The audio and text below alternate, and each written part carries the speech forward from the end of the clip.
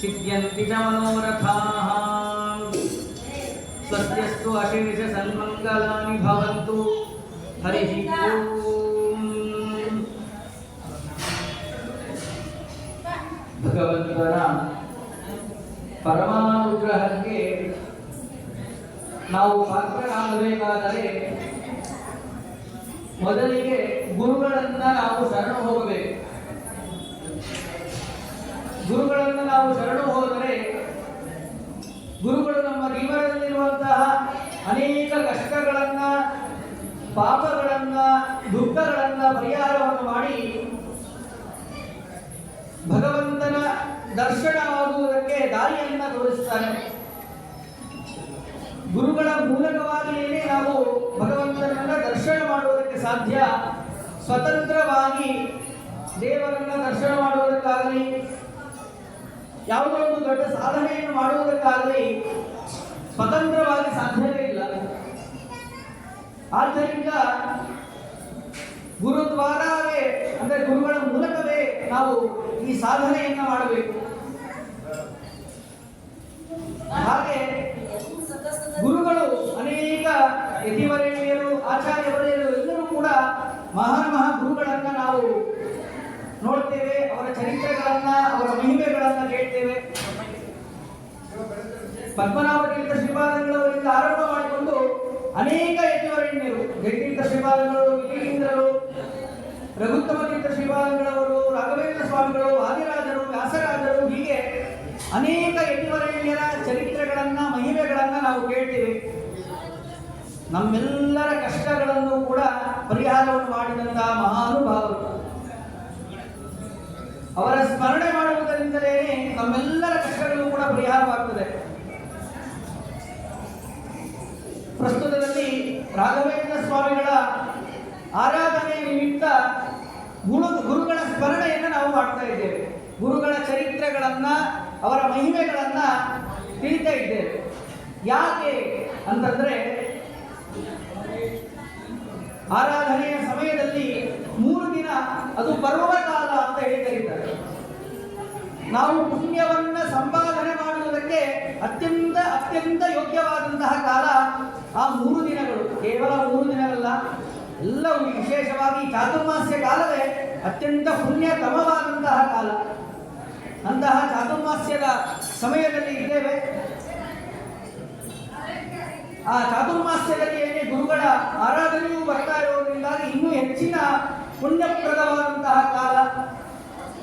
ಗುರುಗಳ ಆರಾಧನೆಯ ಕಾಲದಲ್ಲಿ ನಾವು ವ್ಯರ್ಥವಾಗಿ ಕೇವಲ ನಮ್ಮ ದೈನಂದಿನದ ಏನು ಕಾರ್ಯಗಳಿರ್ತದೆಯೋ ಅಲ್ಲಿ ಸಂಪೂರ್ಣವಾಗಿ ಮುಳುಗದೇನೆ ಗುರುಗಳ ಸೇವೆಯನ್ನ ಮಾಡುವ ಮೂಲಕವಾಗಿ ನಮ್ಮ ಯೋಗ್ಯತಾನುಸಾರವಾಗಿ ಕಾಯಿಕವಾಗಿಯೋ ಅಥವಾ ವಾಚಿಕವಾಗಿಯೋ ಅಥವಾ ಸಂಪತ್ತನ್ನ ಆ ಸೇವೆಯ ರೂಪದಲ್ಲಿ ಸಮರ್ಪಣೆ ಮಾಡುವ ಮೂಲಕವಾಗಿಯೋ ಹೇಗೆ ನಾವು ಸೇವೆಯನ್ನ ಮಾಡುವುದಕ್ಕೆ ಸಾಧ್ಯವಿದೆಯೋ ಅದನ್ನ ಮಾಡಿ ನಾವು ಪುಣ್ಯ ಭಾಗಿಗಳಾಗಬೇಕು.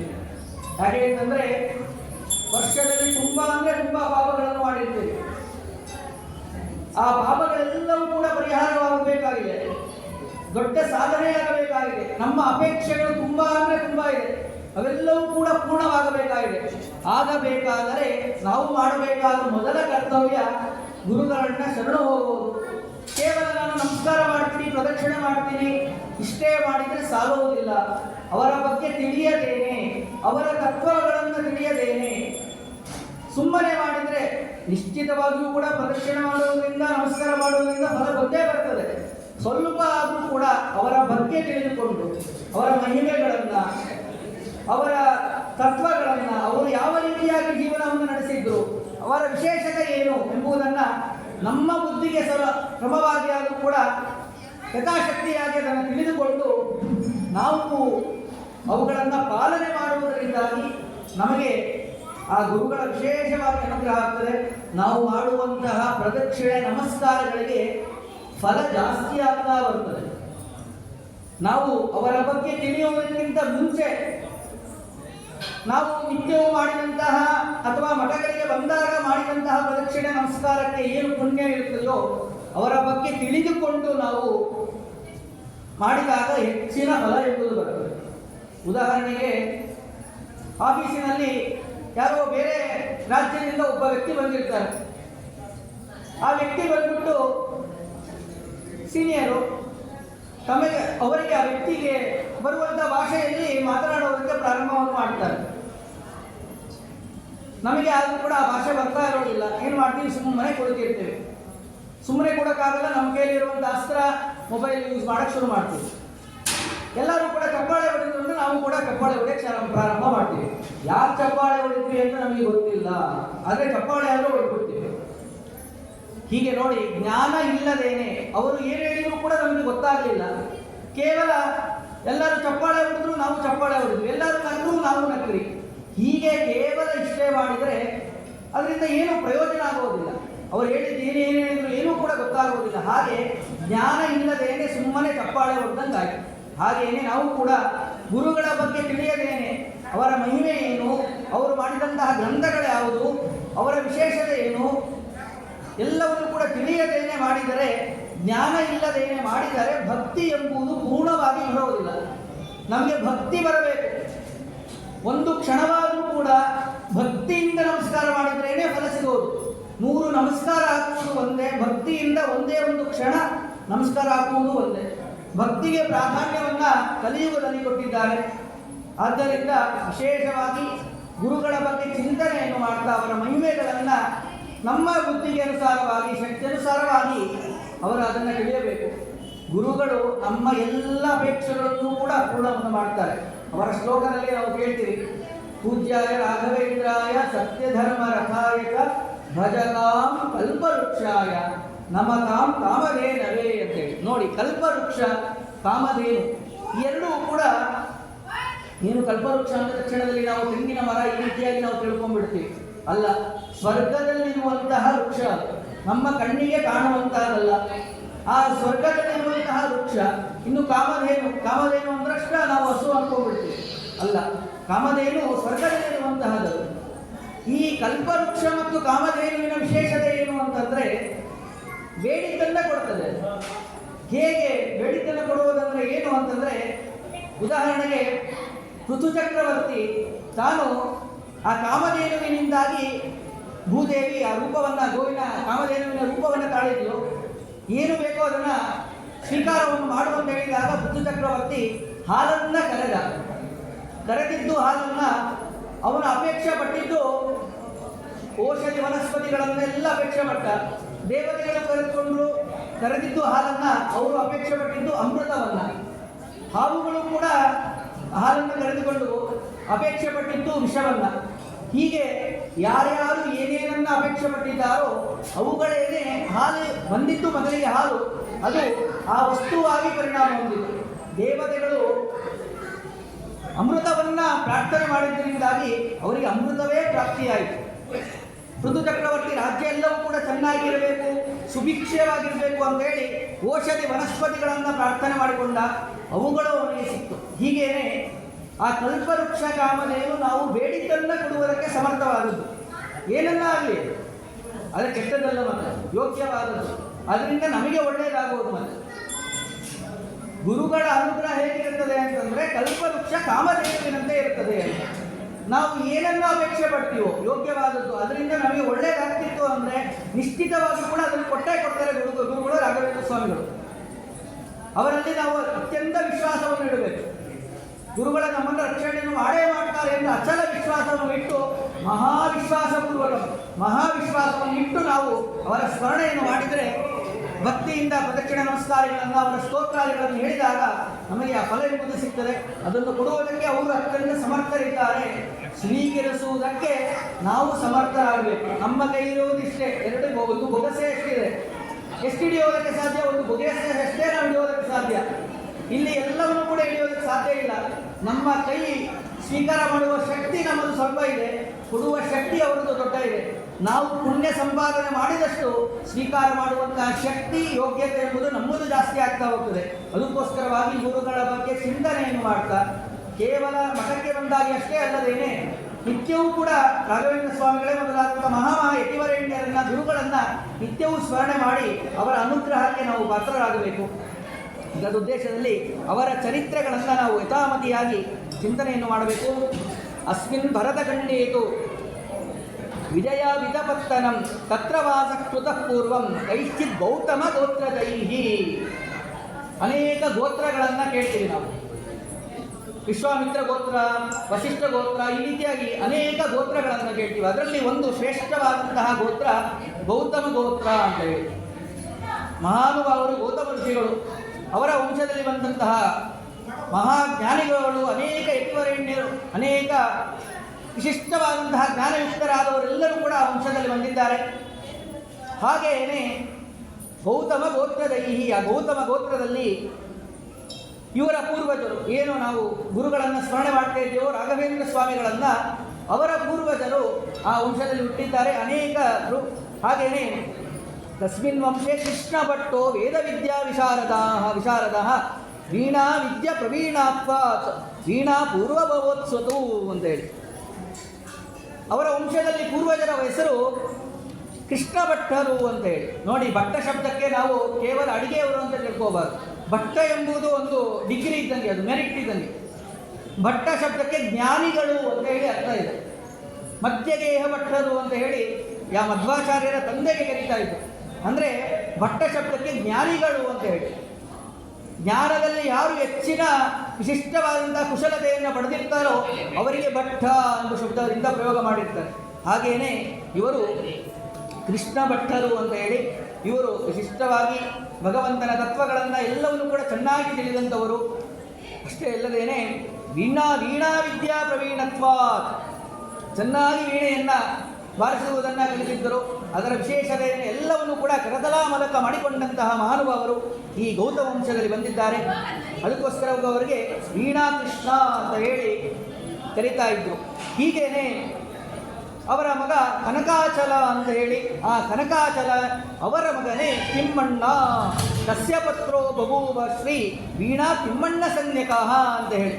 ಹಾಗೇನೆ ಅವರ ವಂಶದಲ್ಲಿ ಪ್ರತಿಯೊಬ್ಬರೂ ಕೂಡ ವೀಣೆಯನ್ನು ಬಾರಿಸುವುದಿರ್ಬೋದು, ಅಥವಾ ಭಗವಂತನ ತತ್ವಗಳನ್ನು, ಭಗವಂತ ಏನನ್ನು ತಿಳಿಸಿಕೊಟ್ಟಿದ್ದಾನೆ, ಹರಿಸರ್ವೋತ್ತಮ, ವಾಯುಜೀವೋತ್ತಮ ಎಂಬುವಂಥ ತತ್ವಗಳನ್ನು, ಹೀಗೇನೆ ಅದೆಲ್ಲವನ್ನು ಕೂಡ ಚೆನ್ನಾಗಿ ಅರಿತಂತಹ ಮಹಾನುಭಾವರು ಅವರ ವಂಶದಲ್ಲಿ ಬಂದವರು. ಹೀಗೇನೆ ಕನಕಾಚಲರ ಮಗನೇ ತಿಮ್ಮಣ್ಣ ಭಟ್ಟರು ಅಂತ ಹೇಳಿ. ಇವರೇ ರಾಘವೇಂದ್ರ ಸ್ವಾಮಿಗಳ ತಂದೆಯವರು, ಪೂರ್ವಾಶ್ರಮದ ತಂದೆಯವರು. ತಿಮ್ಮಣ್ಣ ಭಟ್ಟರು ಇವ್ರಿಗೂ ಕೂಡ ವೀಣಾ ತಿಮ್ಮಣ್ಣ ಅಂತ ಹೇಳಿ ಕರೀತಾ ಇದ್ರು. ತಸ್ಯ ಪತ್ನಿ ಗೋಪಿಕಾಂಬ, ಅವರ ಹೆಂಡತಿಯ ಹೆಸರು ಗೋಪಿಕಾಂಬ ಅಂತ ಹೇಳಿ. ಅಂದರೆ ರಾಘವೇಂದ್ರ ಸ್ವಾಮಿಗಳವರ ತಾಯಿಯ ಹೆಸರು ಗೋಪಿಕಾಂಬ ಅಂತ ಹೇಳಿ. ನೋಡಿ, ಹೆಸರನ್ನು ಇಡುವಾಗೂ ಕೂಡ ಹೇಗಿರಬೇಕು, ದೇವರ ಸ್ಮರಣೆ ಬರಬೇಕು. ಅದರಿಂದಾಗಿ ನಮಗೆ ಏನು ಹೊಸ ಹೆಸರಿಡಬೇಕು ಎಂಬುವಂಥ ಚಿಂತನೆಯಲ್ಲಿ, ಉತ್ಸುಕತೆಯಲ್ಲಿ, ಜನರೆಲ್ಲರೂ ಕೂಡ ಭಾರಿ ಇದೆ ಅಂತ ಹೇಳುವ ಉತ್ಸುಕತೆಯಲ್ಲಿ ದೇವರ ನಿಯಮಗಳು, ನಾಮಕರಣದ ನಿಯಮಗಳನ್ನೇ ಮರೆತು ಹೆಸರಿಡುವಂತಹ ಪರಿಸ್ಥಿತಿಗೆ ನಾವು ಬಂದಿದ್ದೇವೆ. ಸರ್ವದಾ ಆ ರೀತಿಯಾಗಿ ಆಗಬಾರ್ದು. ಯಾವ ರೀತಿಯ ಹೆಸರನ್ನು ಇಡಬೇಕು ಅಂತಂದರೆ, ಆ ಹೆಸರನ್ನು ಕರೆಯುವುದರಿಂದ ನಮಗೆ ಪುಣ್ಯ ಬರಬೇಕು. ಹಾಗೆ ಹೆಸರನ್ನು ನಾವು ಇಡಬೇಕು. ವಿಶೇಷವಾಗಿ ಆ ಕೃಷ್ಣ, ನೋಡಿ, ಕೃಷ್ಣನ ಸ್ಮರಣೆ ಆಯಿತು. ಮಗನಿಗೆ ಕರೀತಾ ಇರೋದು ಕೃಷ್ಣ ಅಂತ ಹೇಳಿ, ಆ ಕೃಷ್ಣನ ಸ್ಮರಣೆಯೂ ಕೂಡ ಆಗ್ತಾ ಇದೆ. ಈ ಕಡೆ ಲೌಕಿಕವಾಗಿ ಕರೆಯುವುದು ನನ್ನ ಮಗನನ್ನು, ವೈದಿಕವಾಗಿ ಆ ಕೃಷ್ಣನ ಸ್ಮರಣೆ ಮಾಡಿದಂತಹ ಪುಣ್ಯವೂ ಕೂಡ ಅವನಿಗೆ ಬಂತು. ಹೀಗೆ ನಾವು ಕಥೆಯಲ್ಲಿ ಕೇಳ್ತಾ ಇರ್ತೀವಿ, ಒಬ್ರು ಯಾರೋ ತುಂಬ ಜುಗ್ಗರಿದ್ರಂತ, ಏನಾದರೂ ಕೂಡ ದೇವರ ಹೆಸರು ಹೇಳಬಾರ್ದು ಅಂತ, ದೇವರ ಸ್ಮರಣೆ ಮಾಡಬಾರ್ದು ಅಂತ ಇದ್ರಂತ. ಆದರೆ ಅವರ ಮಕ್ಕಳು, ಸೊಸೆ, ಇವರೆಲ್ಲರೂ ಕೂಡ ಬಹಳ ದೇವರ ಮೇಲೆ ಭಕ್ತಿ. ಹೀಗಿರುವಾಗ ಏನಾಗಿದೆ, ಹೇಗಾದರೂ ಕೂಡ ಕೊನೆ ಸಮಯ, ಇನ್ನೇನು ಅವರ ಕಾಲ ಮುಗಿಯುವಂತಹ ಸಮಯ, ಈ ಸಮಯದಲ್ಲಾದರೂ ಕೂಡ ಇವರಿಗೆ ದೇವರ ಹೆಸರು ಬಾಯಲ್ಲಿ ಬರೆಸೋಣ ಅಂತ ಇವರಿಗೆಲ್ಲರಿಗೂ ಕೂಡ ಅಪೇಕ್ಷೆ ಆಗಿದೆ. ಸೊಸೆಯಂದಿರಿಗೆ, ಮಕ್ಕಳಿಗೆ, ಎಲ್ಲರಿಗೂ ಕೂಡ. ಅವರು ಆಗ ವಿಚಾರವನ್ನು ಮಾಡಿ ಏನಾದರೂ ಕೂಡ ಮಾಡಿ ಇವರಿಗೆ ಕೊನೆಯ ಸಮಯದಲ್ಲಾದರೂ ಕೂಡ ದೇವರ ಸ್ಮರಣೆ ಬಂತು ಅಂದರೆ ಇವರು ಸದ್ಗತಿಯನ್ನು ಹೊಂತಾರೆ ಅಂತ. ಏನು ಇಲ್ಲಿ ನಾವು ತಿಳಿಯುವಂತಹ ತತ್ವವೇನು ಅಂತಂದರೆ, ಸುಮ್ಮನೆ ಸುಲಭವಾಗಿ ಆ ಹೆಸರು ಬರೋದಿಲ್ಲ. ಪೂರ್ವದಿಂದಾಗಿ ನಾವು ಸಣ್ಣ ವಯಸ್ಸಿನಿಂದಲೋ ಅಥವಾ ನಮಗೆ ಸಣ್ಣ ವಯಸ್ಸಿನಿಂದಲೇ ಪ್ರಾರಂಭ ಮಾಡಬೇಕು ದೇವರ ಸ್ಮರಣೆಯನ್ನು ಮಾಡುವುದು. ಕೊನೆಯಲ್ಲಿ ನನಗೆ ವಯಸ್ಸಾಗ್ಬಿಟ್ಟಿದೆ, ಈಗ ಜ್ಞಾನೋದಯ ಆಗಿದೆ ಅಂತ ಹೇಳಿ ಪ್ರಾರಂಭ ಮಾಡಿದಂಥ ವಯಸ್ಸು ಮುಖ್ಯ ಅಲ್ಲ, ಅಲ್ಲಿಂದ ಮುಂದೆ ಎಷ್ಟು ನಾನು ದೇವರ ಸ್ಮರಣೆಯನ್ನು ಮಾಡಿದೆ ಎಷ್ಟು ಕಾಲ ದೇವರ ಚಿಂತನೆಯನ್ನು ಮಾಡಿದೆ ಎಂಬುದು ಮುಖ್ಯವಾಗ್ತದೆ. ಆ ಕ್ರಮದಲ್ಲಿ ಇವರು ಪೂರ್ವದಲ್ಲಿ ಏನೂ ಕೂಡ ಮಾಡಿಲ್ಲ, ಆದರೆ ಮಕ್ಕಳು ಮಾಡಿದಂತಹ ಪುಣ್ಯ ಇದೆ ನೋಡಿ. ಮಕ್ಕಳು ಸೊಸೆಯಂದಿರೆಲ್ಲರೂ ಕೂಡ ಮಾಡಿದಂತಹ ಪುಣ್ಯ ಹೀಗೇನೆ ನಡೀತಾ ಇದೆ. ಅವಳ ಕಾಲ ಆಗುವಂಥ ಸಮಯ ಬಂದಿದೆ. ಆ ಸಮಯದ ಹೇಗಾದರೂ ಕೂಡ ಮಾಡಿ ದೇವರ ಹೆಸರನ್ನೇ ಇಳಿಸಬೇಕು ಅಂತ ವಿಚಾರವನ್ನು ಮಾಡಿ ತೋಚ್ತಾ ಇಲ್ಲ, ಏನು ಮಾಡಬೇಕು ಅಂತ ಗೊತ್ತಾಗ್ತಾ ಇಲ್ಲ. ಆ ಸಮಯಕ್ಕೆ ಒಂದು ಉಪಾಯ ಬಂದಿದೆ ಸೊಸೆಗೆ. ಒಳ್ಳೆಯ ರೇಷ್ಮೆ ಸೀರೆ ಅವರ ಅತ್ತೆದು. ಆ ಸೀರೆಯನ್ನು ಅವರ ಮುಂದೆ ತಗೊಂಡು ಬಂದು ಅದನ್ನು ಹಿಂಗೆ ಹರಿದು ಬಿಟ್ಲು. ಅದನ್ನು ಹರಿಬೇಡ ಅಂತ ಹರಿ ಅಂತ ನಾಮಸ್ಮರಣೆ ಮಾಡಿ ಸತ್ತೋಗ್ಬಿಟ್ಲು ಅವಳು. ಹೀಗಾದರೂ ಕೂಡ ಮಾಡಿ ಹರಿ ಅಂತೇಳಿ ಭಗವಂತನ ನಾಮಸ್ಮರಣೆ ಬರಲಿ ಅಂತ ಹೇಳಿ ವಿಚಾರವನ್ನು ಮಾಡಿ ಆ ರೀತಿ ಹೇಳಿಸಿದ್ರಂತೆ. ಸುಮ್ಮನೆ ಲೌಕಿಕವಾಗಿ ಹೇಳುವಂತಹ ವಿಷಯ. ಇಲ್ಲಿ ಚಿಂತನೆ ಏನು ಅಂತಂದರೆ, ಕೊನೆಯ ಸಮಯದಲ್ಲಿ ನಮಗೆ ಹರಿಯ ಸ್ಮರಣೆ ಎಂಬುದು ಬರಬೇಕು. ಆ ಭಗವಂತನ ಸ್ಮರಣೆ ಅಂತ್ಯಕಾಲೇ ವಿಶೇಷತಃ ಅಂತ ಹೇಳಿ ಶ್ರೀಮದ್ ಆಚಾರ್ಯರು ಹೇಳಿದ್ದಾರೆ. ಆ ಕೊನೆಯ ಸಮಯದಲ್ಲಿ ಬರಬೇಕು. ಹೀಗೆ ನಾವು ಈ ರೀತಿಯಾಗಿ ಪೂರ್ವಜರಿಗೆ ಯಾರು ತಮಗೆ ನಮ್ಮ ಹಿರಿಯರು ಇರ್ತಾರೋ ಅವರಿಗೆ ಈ ರೀತಿಯಾಗಿ ಮಾಡಿ ಅವ್ರ ಸೀರೆ ಕಟ್ ಮಾಡಬೇಡ್ರಿ, ಮತ್ತೆ ನೀವು ಹೋಗಿ ಹಾಗೆ ಮಾಡಿ ಅವ್ರ ಹತ್ರ ಬಯಸ್ಕೊಳಕ್ಕೆ ಹೋಗಬೇಡ್ರಿ. ಹಾಗೆ ಹರಿನಾಮ ಸ್ಮರಣೆ ಎಂಬುದು ಬಹಳ ಮುಖ್ಯ. ಆ ಕ್ರಮದಲ್ಲಿ ಇವರಿಗೆ ನೋಡಿ ಎಲ್ಲ ಹೆಸರುಗಳು ಕೂಡ ಗೋಪಿಕಾಂಬ, ಕೃಷ್ಣ, ವೆಂಕಟ, ಆ ಒಂದೊಂದು ಹೆಸರುಗಳು ಕೂಡ ಭಗವಂತನನ್ನು ಚಿಂತನೆ ಮಾಡಿಕೊಡ್ತದೆ. ಆ ದೇವಿಯ ಲಕ್ಷ್ಮಿಯ ಸ್ಮರಣೆಯನ್ನು ಮಾಡಿಕೊಡ್ತದೆ. ಆ ಕ್ರಮದಲ್ಲಿ ಗೋಪಿಕಾಂಬ ಎಂಬುದಾಗಿ ಅವರಿಗೆ ಹೆಸರಿಟ್ಟಿದ್ದಾರೆ. ಹೀಗೇನೆ ನಡೀತಾ ಇದೆ. ಅನೇಕ ದಿನಗಳ ನಂತರದಲ್ಲಿ ಇವರಿಗೆ ಸಂತಾನ ಎಂಬುದಾಗಿರಲಿಲ್ಲ. ಸಂತಾನ ಆಗದೇ ಇದ್ದದ್ದರಿಂದಾಗಿ ಬಹಳ ದುಃಖವಾಗಿತ್ತು. ಏನು ಸ್ಮರಣೆ, ಕೊನೆಯಲ್ಲಿ ಭಗವಂತನೇ ನಮಗೆ ಗತಿ ಅಂತ ಹೇಳಿ ಭಗವಂತನನ್ನು ವಿಶೇಷವಾಗಿ ಭಕ್ತಿಯಿಂದ ಪ್ರಾರ್ಥನೆ ಮಾಡಿಕೊಂಡಿದ್ದಾರೆ. ಇಷ್ಟಪ್ರದಂ ವೆಂಕಟೇಶಂ ಗೃಹೀತ್ವ ಸಹಿತೋ ಮುದ.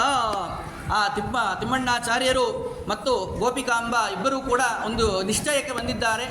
ನಾವು ವೆಂಕಟೇಶ ದೇವರನ್ನು, ತಿರುಪತಿ ಕ್ಷೇತ್ರದಲ್ಲಿರುವಂತಹ ವೆಂಕಟೇಶ ದೇವರನ್ನು ಸ್ಮರಣೆಯನ್ನು ಮಾಡೋಣ, ಸೇವೆಯನ್ನು ಮಾಡೋಣ ಅಂತೇಳಿ ವಿಚಾರವನ್ನು ಮಾಡಿದ್ದಾರೆ. ಯಾಕೆ ಅಂತಂದರೆ, ಸಂತಾನ ಆಗಬೇಕು, ಮಗು ಹುಟ್ಟಬೇಕಾದರೆ ಕೇವಲ ಲೌಕಿಕವಾಗಿ ರೀತಿಯಾಗಿ ಭೋಗಾದಿಗಳನ್ನು ಮಾಡಿ ಸಂತಾನವನ್ನು ಪಡೆಯುವುದು ಅಷ್ಟೇ ಅಲ್ಲ. ಇಲ್ಲಿ ಒಂದು ತತ್ವವನ್ನು ತಿಳಿಸ್ತಾ ಇದ್ದಾರೆ. ಸಂತಾನವನ್ನು ಪಡೆಯುವುದಕ್ಕಿಂತ ಪೂರ್ವದಲ್ಲಿ ನಾವು ಭಗವಂತನನ್ನು, ಗುರುಗಳನ್ನು ಸೇವೆಯನ್ನು ಮಾಡಿ ಸಂತಾನವನ್ನು ಪಡೆದರೆ ಹುಟ್ಟುವ ಮಕ್ಕಳು ಅವರು ಜ್ಞಾನಿಗಳಾಗ್ತಾರೆ, ಬುದ್ಧಿವಂತರಾಗ್ತಾರೆ, ಗುಣವಂತರಾಗ್ತಾರೆ, ಶೀಲವಂತರಾಗ್ತಾರೆ. ಪುರುಷರಿರ್ಬೋದು, ಸ್ತ್ರೀಯರಿರ್ಬೋದು. ಯಾವ ಮಗುವನ್ನು ದೇವರು ಅನುಗ್ರಹವನ್ನು ಮಾಡ್ತಾರೋ ಯುಕ್ತವಾದಂಥ ವಿಶಿಷ್ಟವಾದಂಥ ಗುಣಗಳಿಂದ ಕೂಡಿದಂತಹ ಮಕ್ಕಳು ಹುಟ್ಟುತ್ತಾರೆ. ಅದಕ್ಕೋಸ್ಕರವಾಗಿ ಆ ಭಗವಂತನ ಸೇವೆಯನ್ನು ಮಾಡಿ ನಾವು ಆ ಫಲವನ್ನು ದೇವರು ಅನುಗ್ರಹಿಸುವಂತಹ ಸಂತಾನ, ಪುರುಷ ಸಂತಾನ ಇರ್ಬೋದು, ಸ್ತ್ರೀ ಸಂತಾನ ಇರ್ಬೋದು, ಅದನ್ನು ಪಡೆಯಬೇಕು ಎಂಬುವಂತಹ ತತ್ವವನ್ನು ರಾಘವೇಂದ್ರ ಸ್ವಾಮಿಗಳ ಪೂರ್ವಾಶ್ರಮದ ತಂದೆ ತಾಯಿಯರು ಆ ತತ್ವವನ್ನು ನಮಗೆ ತಿಳಿಸಿಕೊಡ್ತಾ ಇದ್ದಾರೆ. ಆ ಪ್ರಕಾರವಾಗಿ ಅವರು ವೆಂಕಟೇಶ ದೇವರನ್ನು ವಿಶೇಷವಾಗಿ ಸೇವೆಯನ್ನು ಮಾಡಿದ್ದರ ಪ್ರಭಾವ ಶೇಷಾದ್ರೋ ಶ್ರೀನಿವಾಸಸ್ಯ ಸೇವಾಂ ಚಕ್ರೇಹಿ ಪಂಡಿತ. ಇವರೇನು ಸಾಮಾನ್ಯರಾದವರಲ್ಲ ನೋಡಿ, ಪಂಡಿತ ಅಂತ ಹೇಳ್ತಾ ಇದ್ದಾರೆ. ವಿಶೇಷವಾಗಿ ಭಗವಂತನ ಬಗ್ಗೆ ತಿಳಿದಂಥವರು, ಭಗವಂತನ ಬಗ್ಗೆ ಸರಿಯಾಗಿ ತಿಳಿದು ಸೇವೆಯನ್ನು ಮಾಡಿದ್ದರ ಪ್ರಭಾವವಾಗಿ ಶ್ರೀನಿವಾಸ ಸುಪ್ರಸನ್ನ. ಭಗವಂತ ಸಂತುಷ್ಟನಾಗಿದ್ದಾನೆ. ಭಗವಂತ ಸಂತುಷ್ಟನಾದರೆ ಮುಗೀತು, ನಮ್ಮ ಎಲ್ಲ ಕಾರ್ಯವೂ ಕೂಡ ಸಿದ್ಧಿಯಾಗಿ ಹೋಗ್ತದೆ. ತಸ್ಮೈ ಕನ್ಯಾಂ ದದೋಪುರ. ಅವರಿಗೆ ಹೆಣ್ಣು ಮಗು ಹುಟ್ಟಿದೆ ಅಂತ. ಮೊದಲಿಗೆ ಹೆಣ್ಣು ಮಗು ಹುಟ್ಟಬೇಕಂತೆ. ಹೆಣ್ಣು ಮಗು ಮೊದಲಿಗೆ ಹುಟ್ಟೋದರಿಂದಾಗಿ ಪೂರ್ವದಲ್ಲಿ ಮಾಡಿದಂತಹ ಸಕಲ ಪಾಪಗಳು ಕೂಡ, ಆ ತಂದೆ ತಾಯಿಯರು ಮಾಡಿದಂಥ ಎಲ್ಲ ಪಾಪಗಳು ಕೂಡ ಪರಿಹಾರವಾಗಿ ಹೋಗ್ತದೆ. ನಂತರದಲ್ಲಿ ಕನ್ಯಾದಾನ ಮಾಡಿದಾಗಂತೂ 21 ಕುಲ ಎಂಬುದು ಅವರದ್ದು ಉದ್ಧಾರವಾಗಿ ಹೋಗ್ತದೆ. ಈ ರೀತಿಯಾಗಿ ವಿಶೇಷವಾಗಿ ಹೆಣ್ಣು ಮಗು ಎಂಬುದು ಹುಟ್ಟಿದೆ.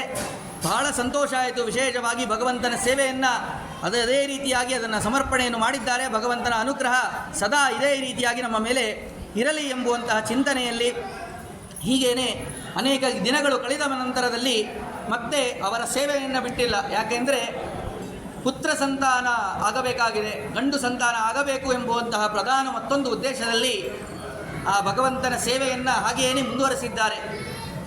ಯಾಕೆ ಪುನ್ನಾಮಕ ನರಕ ತ್ರಾಯತೇತಿ ಪುತ್ರ. ಕನ್ಯಾದಾನ ಮಾಡುವುದರಿಂದಾಗಿ ತಂದೆಯ ಕಡೆ ಇರುವಂತಹ, ತಾಯಿಯ ಕಡೆ ಇರುವಂತಹ ವಂಶದಲ್ಲಿ, ತಂದೆಯ ವಂಶದರು, ತಂದೆ, ತಾತ, ಮುತ್ತಾತ, ಹೀಗೆ ತಾಯಿಯ ಕಡೆ ಅವರ ತಂದೆ, ಅವರ ತಂದೆ, ಅವರ ತಂದೆ, ತಾಯಿ, ಅವರತ್ತೆ, ಹೀಗೆ ಅವರ ವಂಶದಲ್ಲಿ ಬಂದವರು ಯಾರ್ಯಾರಿದ್ದರೋ ಅವರೆಲ್ಲರಿಗೂ ಕೂಡ ಸದ್ಗತಿ ಎಂಬುದು ಸಿಗ್ತದೆ ಕನ್ಯಾದಾನ ಮಾಡುವುದರಿಂದ. ಇನ್ನು ಪುತ್ರ ಯೋಗ್ಯನಾದಂತಹ ಮಗು ಹುಟ್ಟದ ಅಂತಂದರೆ ಅವನು ಮಾಡುವಂತಹ ಸತ್ಕರ್ಮಗಳು ಇದ್ದ ಸಂದರ್ಭದಲ್ಲಿ ಚೆನ್ನಾಗಿ ತಂದೆ ತಾಯಿಯನ್ನು ನೋಡಿಕೊಂಡು ನಂತರದಲ್ಲಿ ಅವರು ಕಾಲವಾದ ನಂತರದಲ್ಲಿ ಅವರ ವಿಶೇಷವಾಗಿ ಅವರ ಸಾಂವತ್ಸರಿಕ ಶ್ರಾದ್ದಾದಿಗಳಿರ್ಬೋದು. ನಂತರದಲ್ಲಿ ಈಗ ಏನು ಮುಂದೆ ಭಾದ್ರಪದ ಮಾಸದಲ್ಲಿ ಪಕ್ಷಮಾಸ ಅಂತ ಬರುತ್ತದೆ, ಆ ಸಮಯದಲ್ಲಿ ಅವರ ಕಾರ್ಯಗಳನ್ನು ಮಾಡುವುದು, ತರ್ಪಣಾದಿಗಳು ಕೊಡುವುದು, ಪಿಂಡ ಪ್ರದಾನವನ್ನು ಮಾಡುವುದು, ಹೀಗೆ ಅವರವರ ಯೋಗ್ಯತಾನುಸಾರವಾಗಿ ಏನನ್ನು ಹೇಳಿದ್ದಾರೋ ಅದನ್ನು ಸರಿಯಾದ ರೀತಿಯಾಗಿ ಅವುಗಳನ್ನು ಪಾಲನೆಯನ್ನು ಮಾಡಬೇಕು. ಅವರ ವರ್ಷದ ಶ್ರಾದ್ದಾದಿಗಳನ್ನು ಮಾಡಿ ಸಮರ್ಪಣೆಯನ್ನು ಮಾಡಬೇಕು. ಮಾಡಿದರೆ ಅವರ ಅನುಗ್ರಹದಿಂದಾಗಿ, ಪಿತೃದೇವತೆಗಳ ಅನುಗ್ರಹದಿಂದಾಗಿ ವಿಶೇಷವಾಗಿ ಮನೆಯಲ್ಲಿ ವಿಶೇಷ ಸುಖ ಸಮೃದ್ಧಿ ಎಲ್ಲವೂ ಕೂಡ ಇರ್ತದೆ. ವಿಶೇಷವಾಗಿ ಅವರ ವಂಶವೆಂಬುದು ಅಭಿವೃದ್ಧಿ ಆಗ್ತದೆ ಎಂಬುದಾಗಿ ತಿಳಿಸ್ತಾರೆ. ಆ ಕ್ರಮದಲ್ಲಿ ಆ ಪುತ್ರ ಸಂತಾನಕ್ಕೋಸ್ಕರವಾಗಿ ಇವರು ಪ್ರಾರ್ಥನೆ ಮಾಡಿಕೊಂಡಿದ್ದಾರೆ. ಯಾಕೆ ಅಂತಂದರೆ ಪುನ್ನಾಮಕ ನರಕಾತ್ ತ್ರಾಯತೆ ಇತಿ ಪುತ್ರ. ಪುತ್ತಂತ ಹೇಳಿ ಒಂದು ನರಕ ಇದೆ. ಆ ನರಕದಿಂದಾಗಿ ದೂರವಾಗಬೇಕಾದರೆ ಆ ಹುಟ್ಟಿದಂತಹ ಮಗು ಇವರು ಕಾಲ ಆದ ನಂತರದಲ್ಲಿ ಶ್ರಾದ್ದಾದಿಗಳನ್ನು ಮಾಡಬೇಕು. ಮಾಡಿದಾಗ ಇವರು ಆ ಪುತ್ತೆಂದ ನರಕದಿಂದಾಗಿ ದೂರ ಆಗ್ತಾರೆ. ಅವರು ಯೋಗ್ಯವಾದಂತಹ ಸ್ಥಳದಲ್ಲಿ ಅವರು ಇರ್ತಾರೆ. ಅದಕ್ಕೋಸ್ಕರವಾಗಿ ಗಂಡು ಸಂತಾನವೂ ಕೂಡ ಅತ್ಯಂತ ಅವಶ್ಯಕವಾದದ್ದು ಎಂಬುವಂತಹ ಉದ್ದೇಶದಲ್ಲಿ ವಿಶೇಷವಾಗಿ ಸೇವೆಯನ್ನು ಹಾಗೆ ಮುಂದುವರಿಸಿದ್ದಾರೆ. ಮತ್ತೆ ಆ ಶ್ರೀನಿವಾಸನ ಅನುಗ್ರಹದಿಂದಾಗಿ ಸುಸಂತುಷ್ಟ ಶ್ರೀನಿವಾಸ ತಸ್ಮೈ ಪುತ್ರಂ ದದೋತದ. ಸಂತುಷ್ಟನಾದಂತಹ ಭಗವಂತ ಇವರಿಗೆ ಪುತ್ರ ಸಂತಾನವನ್ನು, ಗಂಡು ಮಗುವನ್ನು ಅನುಗ್ರಹಿಸಿದ್ದಾನೆ. ಆ ಮಗುವಿಗೆ ಗುರುರಾಜ ಅಂತ ಹೇಳಿ ನಾಮಕರಣವನ್ನು ಮಾಡಿದ್ದಾರೆ. ಗುರುಗಳನ್ನು, ಭಗವಂತನನ್ನು ವಿಶೇಷವಾಗಿ ಸ್ಮರಣೆಯನ್ನು ಮಾಡಿದ್ದರಿಂದಾಗಿ ಹುಟ್ಟಿದ ಮಗುವಾದದ್ದರಿಂದಾಗಿ ಗುರುರಾಜ ಅಂತ ಹೇಳಿ ಆ ಮಗುವಿಗೆ ನಾಮಕರಣವನ್ನು ಮಾಡಿದ್ದಾರೆ. ಹೀಗೇನೆ ಅವರು ನಡೀತಾ ಇದೆ, ಜೀವನ ನಡೀತಾ ಇದೆ. ಆದರೆ ಸ್ವಲ್ಪ ದಿನಗಳಾದ ನಂತರ ಅವರು ಭುವನಗಿರಿ ಅಂತ ಹೇಳಿ ಎಲ್ಲಿ ಬರ್ತದೆ ಅಂದರೆ ಕಾಂಚೀಪುರ ಸಮೀಪತಃ ಅಂತ. ಏನು ಕಂಚಿ ಅಂತ ನಾವು ಏನು ಕೇಳ್ತೀವಲ್ಲ, ಕಾಂಚೀವರಂ ಕಂಚಿ ಅಂತ ಏನು ಕೇಳ್ತೀವಲ್ಲ, ಆ ಊರಿನ ಸಮೀಪದಲ್ಲಿ ಭುವನಗಿರಿ ಅಂತ ಇದೆ. ಅಲ್ಲಿ ಇವರ ತಂದೆ ತಾಯಿಯರು ವಾಸವನ್ನು ಮಾಡ್ತಾ ಇದ್ದರು. ಊಷತು ಭುವನಗಿರೌ ಕಾಂಚೀಪುರ ಸಮೀಪತಃ ವೀಣಾ ತಿಮ್ಮಣ್ಣ ಭಟ್ಟಸ್ತು ಸಕುಟುಂಬೋ ಮುಮೋದಜ. ಹೀಗೇನೆ ಅನೇಕ ವರ್ಷಗಳ ಪರ್ಯಂತರವಾಗಿ ಅವರು ಆ ಕ್ಷೇತ್ರದಲ್ಲಿ ಏನೇ ಭುವನಗಿರಿಯಲ್ಲೇ ಇದ್ದು ತಾವು ಭಗವಂತನ ಸ್ಮರಣೆಯನ್ನು ಮಾಡ್ತಾ ಜೀವನವನ್ನು ಮಾಡ್ತಾ ಇದ್ದಾರೆ. ಹೀಗೆ ಇರುವಾಗ ಸ್ವಲ್ಪ ದಿನಗಳಾದ ನಂತರ ಇದರಲ್ಲಿ ಭಗವಂತನ ಆಜ್ಞೆ ಆಗಿದೆ, ಭಗವಂತನ ಇಚ್ಛೆ. ಏಕಪುತ್ರೋ ಯಪುತ್ರ ಸ್ಯಾತ್. ಒಬ್ಬ ಮಗ ಇದ್ದರೆ ಅದು ಇದ್ರೂ ಕೂಡ ಇಲ್ಲದೇ ಇದ್ದಂತೆ. ಯಾಕೆ ಅಂತಂದರೆ ಯಾಕೆ ಈ ರೀತಿಯ ಶಾಸ್ತ್ರದಲ್ಲಿ ಹೇಳಿದ್ದಾರೆ ಅಂದರೆ ಅದರ ವಾಕ್ಯ ಹೇಳ್ತಾರೆ ನೋಡಿ. ಏಕಪುತ್ರೋ ಯಪುತ್ರ ಸ್ಯಾತ್ ಅದಿತಿ ಚಿಂತಭವಾನ್ನನು ಅಂತ ಹೇಳಿ. ಅಂತಂದರೆ ಹುಟ್ಟಿದಂತಹ ಮಗು ಅವನು ಸರಿಯಾದ ರೀತಿಯಾಗಿ ಬೆಳೆದರೆ ಬಹಳ ಸಂತೋಷ. ಒಂದು ವೇಳೆ ಅವನ ಪೂರ್ವಕರ್ಮದ ಅನುಸಾರವಾಗಿ ದುಷ್ಟ ಕೃತ್ಯಗಳನ್ನು ಮಾಡ್ತಾ ಜೀವನವನ್ನು ಮಾಡಿ ಕೊನೆಯಲ್ಲಿ ಇವರು ಕಾಲವಾದ ನಂತರದಲ್ಲಿ ಶ್ರಾದ್ದಾದಿಗಳನ್ನು ಮಾಡದೇನೆ ಹಾಗೆ ಜೀವನವನ್ನು ನಡೆಸಿದ್ದ ಅಂತಂದರೆ ಇವರಿಗೂ ಕೂಡ ಪುತ್ತೆಂಬ ನರಕ ಎಂಬುದು ಪ್ರಾಪ್ತಿಯಾಗ್ತದೆ. ಅವನಿಗೂ ಕೂಡ ಅನೇಕ ದುಷ್ಟ ಯೋನಿಯಲ್ಲಿ ಮುಂದೆ ಹುಟ್ಟುವಂತಹ ಪರಿಸ್ಥಿತಿ ಬರುತ್ತದೆ. ಅದಕ್ಕೋಸ್ಕರವಾಗಿ ಆ ಮಗು ಸರಿಯಾದ ದಾರಿಯಲ್ಲಿ ಇರ್ತಾರೋ ಇಲ್ಲವೋ ಎಂಬುವಂತಹ ಚಿಂತನೆಯಲ್ಲಿ ಮತ್ತೊಂದು ಮಗುವನ್ನು ಅಪೇಕ್ಷೆ ಪಟ್ಟಿದ್ದಾರೆ. ಹಾಗೇನೆ ಯಾಕೆ ಅಂತಂದರೆ ಅವನಾದರೂ ಕೂಡ ಧರ್ಮಿಷ್ಠರಾಗಿ, ಇವರಿಬ್ಬರಲ್ಲಿ ಒಬ್ಬರಾದರೂ ಕೂಡ ಧರ್ಮಿಷ್ಠರಾಗಿ ವಿಶೇಷವಾಗಿ ಆ ಭಗವಂತನ ಸೇವೆಯನ್ನು ಮಾಡಲಿ ಎಂಬುವಂತಹ ಮತ್ತು ಧರ್ಮ ಸಂಸ್ಥಾಪನೆ ಆಗಬೇಕಾಗಿದೆ ಎಂಬುವಂಥ ಪ್ರಧಾನ ಉದ್ದೇಶದಲ್ಲಿ ಏನು ಒಂದು ಹೆಣ್ಣು ಮಗುವಾಗಿತ್ತು, ಒಂದು ಗಂಡು ಮಗುವಾಗಿತ್ತು. ಮತ್ತೆ ಯಾಕೆ ಅಂತಂದರೆ ಭಗವಂತನ ಸಂಕಲ್ಪ. ರಾಘವೇಂದ್ರ ಸ್ವಾಮಿಗಳು ಧರೆಗಿಳಿದು ಬಂದು ಎಲ್ಲ ಭಕ್ತರಿಗೂ ಕೂಡ ಅನುಗ್ರಹವನ್ನು ಮಾಡಬೇಕಾಗಿದೆ. ಎಲ್ಲ ಜನರ ಕಷ್ಟಗಳು ಪರಿಹಾರವಾಗಬೇಕಾಗಿದೆ ಎಂಬುವಂಥ ಪ್ರಧಾನ ಉದ್ದೇಶದಲ್ಲಿ ಭಗವಂತನ ಆಜ್ಞೆ ಆಗಿದೆ. ಭಗವಂತನ ಸೂಚನೆಯ ಅನುಸಾರವಾಗಿ ಆ ಭಗವಂತನ ವಿಶೇಷವಾಗಿ ಸೇವೆಯನ್ನು ಮತ್ತೆ ಪ್ರಾರಂಭವನ್ನು ಮಾಡಿದ್ದಾರೆ. ಆ ಭಗವಂತನ ಸೇವೆಯನ್ನು ಮಾಡಿ ವಿಶೇಷವಾಗಿ ಭಗವಂತನನ್ನು ಸಂತೋಷಪಡಿಸಿದ್ದರ ಪ್ರಭಾವವಾಗಿ ವಿಶೇಷವಾಗಿ ಆ ಗುರುಗಳ ಭಗವಂತನ ವಿಶೇಷ ಅನುಗ್ರಹ ಎಂಬುದಾಗಿದೆ. ವೆಂಕಟೇಶ ಪ್ರದತ್ತಂ ತಂ ವೀಣಾ ವೆಂಕಟನಾಯಕಂ ಸರ್ವವಿದ್ಯಾಧಿಶೈನಃ ಸ್ಮಾಹುರ್ಗ್ರಾಮೇ ಸ್ಥಿತಾ ನರಾಹ. ಹೀಗೇನೆ ಅವರು ಅನೇಕ ವರ್ಷಗಳ ಪರ್ಯಂತರ, ಅದರಲ್ಲಿ 8 ವರ್ಷಗಳ ಪರ್ಯಂತರ ವಿಶೇಷವಾಗಿ ಸೇವೆಯನ್ನು ಮಾಡಿದ್ದಾರಂತೆ. ನೋಡಿ, ರಾಘವೇಂದ್ರ ಸ್ವಾಮಿಗಳು ನಮಗೆ ಇಷ್ಟು ಅನುಗ್ರಹವನ್ನು ಮಾಡ್ತಾ ಇದ್ದಾರೆ ಅಂತಂದರೆ ಅವರು ಪೂರ್ವದಲ್ಲಿ ಮಾಡಿದಂತಹ, ಅವರು ಹುಟ್ಟೋದಕ್ಕಿಂತ ಪೂರ್ವದಲ್ಲಿಯೇ ಅವರು ಹುಟ್ಟಿದ ಮೇಲೆ ಮಾಡಿದಂತಹ ಮಹಿಮೆಗಳು, ಅವರ ತಪಸ್ಸು ಅವೆಲ್ಲವೂ ಕೂಡ ಅತ್ಯದ್ಭುತವಾದದ್ದು. ಹುಟ್ಟುವುದಕ್ಕಿಂತ ಪೂರ್ವದಲ್ಲೇನೆ ಅವರ ತಂದೆ ತಾಯಿಯರು 8 ವರ್ಷಗಳ ಪರ್ಯಂತರವಾಗಿ ವಿಶೇಷವಾಗಿ ಭಗವಂತನ ಸೇವೆಯನ್ನು ಮಾಡಿದ್ದಾರಂತೆ. ಆ 8 ವರ್ಷಗಳ ಪರ್ಯಂತರವಾಗಿ ವಿಶೇಷವಾಗಿ ಭಗವಂತನ ಸೇವೆಯನ್ನು ಮಾಡಿದ್ದರ ಪ್ರಭಾವದಿಂದಾಗಿ ಭಗವಂತನ ಪೂರ್ಣ ಅನುಗ್ರಹ ಆಗಿದೆ. ನಂತರದಲ್ಲಿ ಅವತಾರವನ್ನು ಮಾಡಿದವರೇ ಸಾಕ್ಷಾತ್ ಭಗವಂತನ ಪೂರ್ಣ ಅನುಗ್ರಹಕ್ಕೆ ಪಾತ್ರರಾದಂತಹ ರಾಘವೇಂದ್ರ ಸ್ವಾಮಿಗಳು ಅವರ ಅವತಾರವಾಗಿದೆ. ಎಲ್ಲರಿಗೂ ಕೂಡ ದೇವಾನುದೇವತೆಗಳಿಗೂ ಕೂಡ ಸಂತೋಷವಾಗುವಂಥದ್ದು. ಯಾಕೆ ಅಂತಂದರೆ ಅವರು ಮುಂದೆ ಅನೇಕ ತತ್ವಗಳೆಲ್ಲವನ್ನು ಕೂಡ ಜಗತ್ತಿಗೆ ಉಪದೇಶವನ್ನು ಮಾಡುವವರಿದ್ದಾರೆ. ಜನರ ಕಷ್ಟಗಳನ್ನು ಪರಿಹಾರ ಮಾಡುವವರಿದ್ದಾರೆ. ಇಷ್ಟೇ ಅಲ್ಲ, ಜೈತೀರ್ಥರ ಗ್ರಂಥಗಳಿಗೆ ವ್ಯಾಖ್ಯಾನವನ್ನು ಮಾಡುವವರಿದ್ದಾರೆ. ಪರಿಮಳ ಅಂತೇಳಿ ಜೈತೀರ್ಥರ ಗ್ರಂಥಕ್ಕೆ ವ್ಯಾಖ್ಯಾನವನ್ನು ಮಾಡಿದ್ದಾರೆ. ಸುಧಾದಿ ಗ್ರಂಥಗಳು, ಉಪನಿಷತ್ತುಗಳು, ಅನೇಕ ವಿಷಯಗಳನ್ನೆಲ್ಲ ನಾವು ಸರಿಯಾಗಿ ತಿಳಿಯಬೇಕಾದರೆ ಪರಿಮಳ ಗ್ರಂಥದ ವ್ಯಾಖ್ಯಾನ ಎಂಬುದು ಅತ್ಯಂತ ಅವಶ್ಯಕವಾದದ್ದು. ಅದನ್ನು ಜಗತ್ತಿಗೆ ಕೊಟ್ಟದ್ದು ಬಹಳ ದೊಡ್ಡದಾದಂಥ ಮಹಿಮೆ. ಏನು ರಾಘವೇಂದ್ರ ಸ್ವಾಮಿಗಳ ಮಹಿಮೆ ಏನು ಅಂತಂದರೆ, ಪ್ರಧಾನವಾದ ಮಹಿಮೆ ಏನು ಅಂತಂದರೆ ಅವರು ಜಗತ್ತಿಗೆ ಪರಿಮಳ ಗ್ರಂಥವನ್ನು ಕೊಟ್ಟಿದ್ದು. ಪರಿಮಳ ಗ್ರಂಥದ ದೊಡ್ಡದಾದಂಥ ವಿಶೇಷ, ಆ ಪರಿಮಳ ಸ್ಮರಣೆಯನ್ನು ಮಾಡಿದರೆ ಸಾಕು ನಮ್ಮ ಕಷ್ಟಗಳೆಲ್ಲವೂ ಕೂಡ ಪರಿಹಾರವಾಗ್ತದೆ. ನಾವು ಮಾಡಿದ ಅನೇಕ ಇಷ್ಟಾರ್ಥಗಳು ಪೂರ್ಣವಾಗ್ತದೆ. ಅಂತಹ ವಿಶಿಷ್ಟವಾದದ್ದು ಅವರ ಅನೇಕ ಗ್ರಂಥಗಳಿಗೆ ವ್ಯಾಖ್ಯಾನ, ಆ ಜೈತೀರ್ಥರ ಗ್ರಂಥಗಳಿಗೆಲ್ಲ ವ್ಯಾಖ್ಯಾನವನ್ನು ಮಾಡಿದಂತಹ ಮಹಾನುಭಾವರು ಇವರು. ಹೀಗೇನೆ 8 ವರ್ಷಗಳ ಪರ್ಯಂತರವಾಗಿ ಅವರ ಸೇವೆಯನ್ನು ಮಾಡಿದ್ದರ ಪ್ರಭಾವವಾಗಿ ಆ ಗಂಡು ಮಗು ಹುಟ್ಟಿದೆ. ಬಹಳ ಸಂತೋಷ ಆಯಿತು. ಆ ಭಗವಂತನ ವಿಶೇಷವಾಗಿ ಸ್ಮರಣೆಯನ್ನು ಮಾಡಿದ್ದಾರೆ. ಆ ನಾಮಕರಣ ಮಾಡಬೇಕು. ಒಳ್ಳೆಯ ಲಗ್ನದಲ್ಲಿ, ಶುಭ ಲಗ್ನದಲ್ಲಿ ಭಗವಂತನ ಸ್ಮರಣೆಯನ್ನು ಮಾಡ್ತಾ ಏನು ಪೂರ್ವದಲ್ಲಿ ನಾಮಕರಣದ ಅಂಗಭೂತವಾಗಿ ಮಾಡಬೇಕಾದಂತಹ ಏನು ಪುಣ್ಯ ವಾಚನ ಮೊದಲಾದ ಎಲ್ಲ ಕರ್ಮಗಳನ್ನು ಕೂಡ ಮಾಡಿ ಮಗುವಿಗೆ ನಾಮಕರಣವನ್ನು ಮಾಡಿದ್ದಾರೆ. ವೆಂಕಟ ಅಂದರೆ ನೋಡಿ, ವೇಮ್ ಅಂದರೆ ಪಾಪ ಅಂತ ಹೇಳಿ ಅರ್ಥ. ಕಟತಿ ನಾವು ಇಂಗ್ಲೀಷಲ್ಲೂ ಕೂಡ ಹೇಳ್ತೀವಿ. ಕಟ್ ಅಂದರೆ ಏನು, ಕಟ್ ಮಾಡೋದು ಅಂತ ಹೇಳಿ. ಹಾಗೇನೆ ಸಂಸ್ಕೃತದಲ್ಲಿಯೂ ಕೂಡ ಕಟತಿ ಅಂತಂದರೆ ನಾಶ ಮಾಡುವುದು, ಕಟ್ ಅಂತ ಹೇಳಿ ಅರ್ಥ. ವೇಮ್ ಪಾಪಗಳನ್ನು ಕಟತಿ, ನಾಶವನ್ನು ಮಾಡ್ತದೆ. ಅದಕ್ಕೋಸ್ಕರವಾಗಿ ವೆಂಕಟ ಅಂತ ಹೇಳಿ ಕರೀತಾರೆ.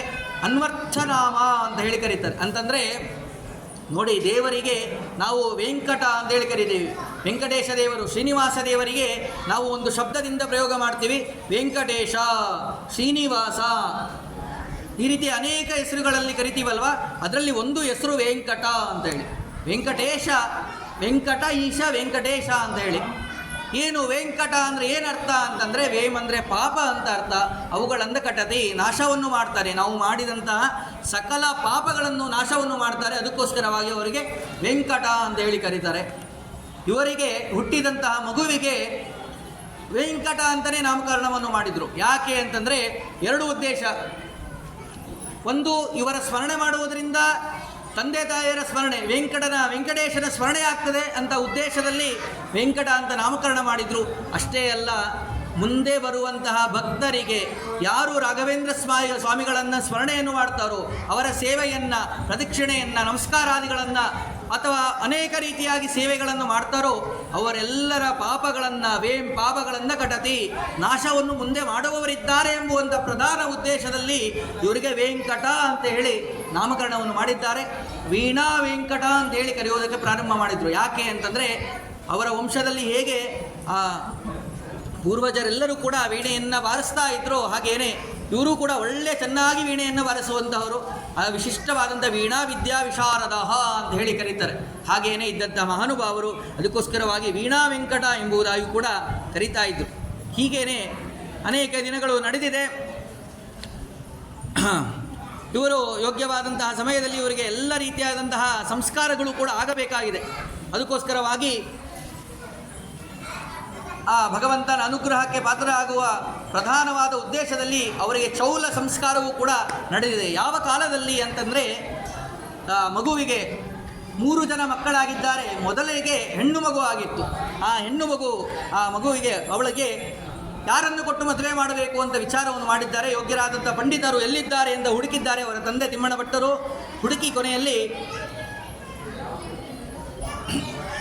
ಭಗವಂತನ ಅನುಗ್ರಹಕ್ಕೆ ಪಾತ್ರರಾಗಬೇಕಾದರೆ ಸರಿಯಾದ ರೀತಿಯಾಗಿ ಭಗವಂತನನ್ನು ತಿಳಿದಂತಹ, ಶಾಸ್ತ್ರಗಳನ್ನು ತಿಳಿದಂತಹ, ವೇದಗಳನ್ನು ತಿಳಿದಂಥವರಿಗೆ ಕೊಟ್ಟು ಮದುವೆ ಮಾಡಿದರೆ ನನ್ನ ಮಗಳು ಸುಖವಾಗಿರ್ತಾಳೆ ಎಂಬುವಂತಹ ಸಂದೇಶ ಎಂಬುದು ಸರಿಯಾಗಿ ತಿಳಿದಂತಹ ಮಹಾನುಭಾವರು ಅವರ ತಂದೆ ತಾಯಿಯರು. ಅದಕ್ಕೋಸ್ಕರವಾಗಿ ಒಳ್ಳೆಯ ವಿದ್ವಾಂಸರಾದಂತಹ, ಸರಿಯಾಗಿ ಭಗವಂತನ ಬಗ್ಗೆ ತಿಳಿದಂತಹ ಲಕ್ಷ್ಮೀ ನರಸಿಂಹ ಎಂಬುವಂಥವರಿಗೆ ಕೊಟ್ಟು ಮದುವೆಯನ್ನು ಮಾಡಿದ್ದಾರೆ. ಇತ್ತ ಕಡೆಯಲ್ಲಿ ಸುಖವಾದ ಜೀವನ, ಅದೇ ಸಮಯದಲ್ಲಿ ಇವರ ಚೌಲ ಸಂಸ್ಕಾರಾದಿಗಳು ಕೂಡ ನಡೆದಿದೆ.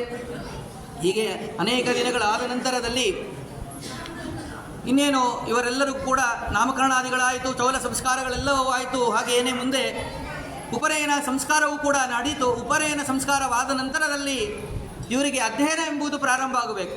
ರಾಘವೇಂದ್ರ ಸ್ವಾಮಿಗಳಿಗೆ ಪೂರ್ವಾಶ್ರಮದಲ್ಲಿ ಆ ಲಕ್ಷ್ಮೀ ನರಸಿಂಹಾಚಾರ್ಯರು ಅಂತೇಳಿ ತಮ್ಮ ಅಕ್ಕನ ಗಂಡ ಅವರ ಹತ್ತಿರ ಓದುವುದಕ್ಕೆ ಬಿಡ್ತಾರೆ. ಅವರು ವಿಶೇಷವಾಗಿ ಇವರಿಗೆ ಎಲ್ಲ ಪ್ರಾಥಮಿಕವಾದಂತಹ ವಿದ್ಯೆಗಳನ್ನು ಶಬ್ದದಿಂದ ಆರಂಭ ಮಾಡಿಕೊಂಡು ಅನೇಕ ವ್ಯಾಕರಣಗಳನ್ನು, ಅನೇಕ ಗ್ರಂಥಗಳ ಬಗ್ಗೆ ಎಲ್ಲ ಅನೇಕ ವಿಶೇಷವಾಗಿ ಉಪದೇಶವನ್ನು ಮಾಡಿದಂಥವರು. ಅದರ ಬಗ್ಗೆ ಸರಿಯಾಗಿ ಇವರಿಗೆ ತಿಳಿಸಿಕೊಟ್ಟಿದ್ದಾರೆ. ಹೀಗೇನೆ ನಡೀತಾ ಇದೆ. ನಂತರದಲ್ಲಿ ಭಗವಂತನ ಅನುಗ್ರಹ, ಇವರಿಗೆ ವಿವಾಹಾದಿಗಳು ಎಲ್ಲವೂ ಕೂಡ ಸಂಸ್ಕಾರಾದಿಗಳು ನಡಿಬೇಕಾಗಿದೆ. ಅದಕ್ಕೋಸ್ಕರವಾಗಿ ಯಾರಿಗೆ ಕೊಟ್ಟು ಮದುವೆ ಮಾಡಬೇಕು ಅಂತ ವಿಚಾರವನ್ನು ಮಾಡಿ ಸರಸ್ವತಿ ಅಂತೇಳಿ ಅತ್ಯಂತ ಯೋಗ್ಯಳಾದವಳು, ಅವಳಿಗೆ ಕೊಟ್ಟು ಮದುವೆಯನ್ನು ಮಾಡಿದ್ದಾರೆ. ಹೀಗೇನೆ ನಡೀತಾ ಇದೆ. ಇವರ ಅಧ್ಯಯನಾದಿಗಳು ಕೂಡ ಯಾವುದೂ ಕೂಡ ನಿಂತಿಲ್ಲ. ಮದುವೆ ಆದರೂ ಕೂಡ ಮದುವೆ ಆಯಿತು, ಇನ್ನೇನಪ್ಪ ಓದುವುದು ಮುಗೀತು, ಇನ್ನೇನೋ ಬರೀ ಜೀವನವನ್ನು ಮಾಡ್ತಾ, ಕೆಲಸವನ್ನು ಮಾಡ್ತಾ, ಊಟವನ್ನು ಮಾಡ್ತಾ ನನ್ನ ಜೀವನವನ್ನು ನಡೆಸೋದು ಎಂಬುವಂಥ ಪರಿಸ್ಥಿತಿಗೆ ನಾವು ಬಂದುಬಿಟ್ಟಿದ್ದೇವೆ.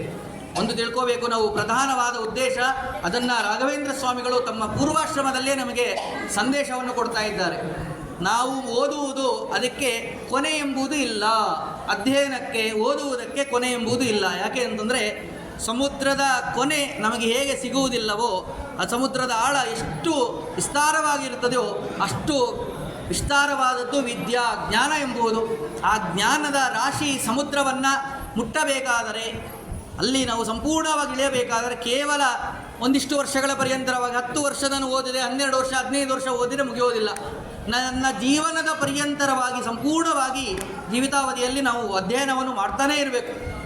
ಜೊತೆಯಲ್ಲಿ ನಮ್ಮ ಕಾರ್ಯಗಳು ಏನಿರ್ತದೆಯೋ ಅದನ್ನೂ ಕೂಡ ಮಾಡ್ತಾ, ಅದರ ಜೊತೆಯಲ್ಲಿ ನಾವು ಭಗವಂತನ ಸ್ಮರಣೆ ಪೂರ್ವಕವಾಗಿ ಅಧ್ಯಯನಾದಿಗಳನ್ನು ಮಾಡುವುದರಿಂದಾಗಿ ಭಗವಂತನ ತತ್ವ ಎಂಬುದು ಯಾವತ್ತಿಗೂ ಕೂಡ ಮರೆಯೋದಕ್ಕೆ ಸಾಧ್ಯ ಇಲ್ಲ. ನಾವು ಪ್ರತಿನಿತ್ಯವೂ ಕೂಡ ಭಗವಂತನ ಒಂದು ಚಿಂತನೆಯನ್ನಾದರೂ ಮಾಡಬೇಕು. ನಾವು ಭಗವಂತನ ಗುಣ ಏನು, ಭಗವಂತನ ಗುಣ ಏನು ಎಂಬುವಂಥ ಅನೇಕ ವಿಷಯಗಳನ್ನು ನಾವು ಕೆದಕಿ ತಿಳ್ಕೋಬೇಕು. ತಿಳಿದುಕೊಂಡು ನಮಗೆ ಗೊತ್ತಿಲ್ಲ ಅಂತಂದರೆ ಮತ್ತೊಬ್ಬರಿಂದಾಗಿ ಆ ವಿಷಯಗಳನ್ನು ಸರಿಯಾದ ರೀತಿಯಾಗಿ ಆ ಭಗವಂತನ ತತ್ವಗಳನ್ನು ಎಲ್ಲವನ್ನು ಕೂಡ ಸರಿಯಾಗಿ ತಿಳಿದುಕೊಂಡು ನಾವು ಅವುಗಳನ್ನು ಚಿಂತನೆ ಮಾಡುವುದರಿಂದಾಗಿ ನಮಗೆ ನಮ್ಮ ಜ್ಞಾನವೂ ಕೂಡ ಅಭಿವೃದ್ಧಿ ಆಗ್ತದೆ. ವಿಶೇಷವಾಗಿ ಭಗವಂತನ ಅನುಗ್ರಹವೂ ಕೂಡ ಆಗ್ತದೆ. ವಿಶೇಷವಾಗಿ ಆ ಕ್ರಮದಲ್ಲಿ ಇವರು ತಮ್ಮ ಅಧ್ಯಯನಾದಿಗಳನ್ನು ಕೂಡ ನಡೆಸ್ತಾ ಇದ್ದಾರೆ. ಯಾವುದನ್ನೂ ಕೂಡ ಬಿಟ್ಟಿಲ್ಲ. ಹೇಗೆ ತಮ್ಮ ಜೀವನವನ್ನು ನಡೆಸಬೇಕು ಅದೇ ಕ್ರಮದಲ್ಲಿ ಹೆಂಡತಿಗೂ ಕೂಡ ಯಾವ ರೀತಿಯಾಗಿ ದುಃಖವಾಗದಂತೆ ಸರಿಯಾದ ರೀತಿಯಾಗಿ ಅವರ ಜೊತೆ ಸಂಸಾರವನ್ನು ನಡೆಸ್ತಾ ಅಧ್ಯಯನಾದಿಗಳನ್ನು ಕೂಡ ಮಾಡ್ತಾ ಇದ್ದಾರೆ. ಹೀಗಿರುವಾಗ ಮುಂದೆ ಹೆಚ್ಚಿನ ಅಧ್ಯಯನಾದಿಗಳೆಲ್ಲವೂ ಕೂಡ ಆಗಬೇಕಾಗಿದೆ. ಆಗಬೇಕಾದರೆ ಮೊದಲಿಗೆ ಭಗವಂತನ ಅನುಗ್ರಹ ಎಷ್ಟು ಮುಖ್ಯವೋ ಹಾಗೆ ಗುರುಗಳ ಅನುಗ್ರಹವೂ ಅಷ್ಟೇ ಮುಖ್ಯ ಎಂಬುವಂತಹ ವಿಷಯದಲ್ಲಿ ಇವರನ್ನು ವೆಂಕಟ ಎಂಬುವರನ್ನು ಅವರು ತಮ್ಮ ಸರಿಯಾದಂಥ ಪ್ರೌಢಾವಸ್ಥೆಗೆ ಬಂದಿದ್ದಾರೆ. ಇನ್ನೇನು ನಾನು ಮುಂದಿನ ಅಧ್ಯಯನಾದಿಗಳನ್ನು ಮಾಡಬೇಕು ಅಂತೇಳಿ ಮಹಾಜ್ಞಾನಿಗಳಾದಂತಹ ಯತಿವರೇಣ್ಯರಾದಂತಹ ಸುಧೀಂದ್ರ ತೀರ್ಥ ಶ್ರೀಪಾದಂಗಳವರು, ಸುಧೀಂದ್ರ ಶಿಷ್ಯ ರಾಘವೇಂದ್ರ ಎಂಬುದಾಗಿ ನಾವು ಏನು ಸ್ತೋತ್ರಗಳಲ್ಲಿ ಕೇಳ್ತೀವಲ್ಲ, ಸುಧೀಂದ್ರ ತೀರ್ಥ ಶ್ರೀಪಾದಂಗಳವರಲ್ಲಿ ಹೋಗಿ ಸಾಷ್ಟಾಂಗ ಅವರಿಗೆ ನಮಸ್ಕಾರವನ್ನು ಮಾಡಿ ಅವರಲ್ಲಿ ಅಧ್ಯಯನವನ್ನು ಪ್ರಾರಂಭವನ್ನು ಮಾಡಿದ್ದಾರೆ. ಅವರಲ್ಲಿ ಪ್ರಾರ್ಥನೆ ಮಾಡ್ತಾ ಇದ್ದಾರೆ, ಸ್ವಾಮಿ ನನಗೆ ತತ್ವಜ್ಞಾನವನ್ನು ಉಪದೇಶವನ್ನು ಮಾಡಬೇಕು ಎಂಬುದಾಗಿ ಭಕ್ತಿಪೂರ್ವಕವಾಗಿ ಪ್ರಾರ್ಥನೆಯನ್ನು ಮಾಡಿದ್ದಾರೆ. ಪ್ರಾರ್ಥನೆಯನ್ನು ಮಾಡಿದ್ದರ ಫಲವಾಗಿ ಗುರುಗಳು ವಿಶೇಷವಾಗಿ ಅನುಗ್ರಹವನ್ನು ಮಾಡಿದ್ದಾರೆ. ಅವಶ್ಯವಾಗಿ ನೀವು ಅಧ್ಯಯನವನ್ನು ಮಾಡಿ ಎಂಬುದಾಗಿ ಅವರನ್ನು ನೋಡಿದ ಕೂಡಲೇ ಅವರಿಗೆ ಬಹಳ ಸಂತೋಷ ಆಯಿತಂತೆ. ರಾಘವೇಂದ್ರ ಸ್ವಾಮಿಗಳನ್ನು ಪೂರ್ವಾಶ್ರಮದಲ್ಲಿ ವೆಂಕಟರನ್ನು ನೋಡಿದ ಕೂಡಲೇ ವೆಂಕಟ ಭಟ್ಟರು ಅಂತೇಳಿ ಅವರನ್ನು ನೋಡಿದ ಕೂಡಲೇ ಬಹಳ ಸಂತೋಷ ಆಯಿತು. ಯಾಕೆಂದರೆ ಅವರೆಲ್ಲರೂ ಕೂಡ ತ್ರಿಕಾಲ ಜ್ಞಾನಿಗಳು. ಒಬ್ಬರ ಮುಖವನ್ನು ನೋಡಿದ ಕೂಡಲೇ ಅವರ ಪೂರ್ವದಲ್ಲಿ ನಡೆದಂತಹ ವೃತ್ತಾಂತಗಳು, ಅವರ ಭವಿಷ್ಯದ ವಿಷಯಗಳೆಲ್ಲವನ್ನು ಕೂಡ ತಿಳಿಯುವುದಕ್ಕೆ ಅತ್ಯಂತ ಸಮರ್ಥರು.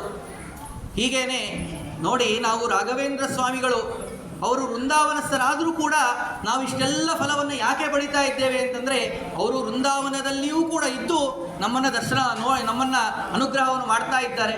ಹಾಗೆ ಆ ಗುರುಗಳ ಅನುಗ್ರಹ ಎಂಬುದು ಅಷ್ಟು ಪ್ರಧಾನವಾದದ್ದು.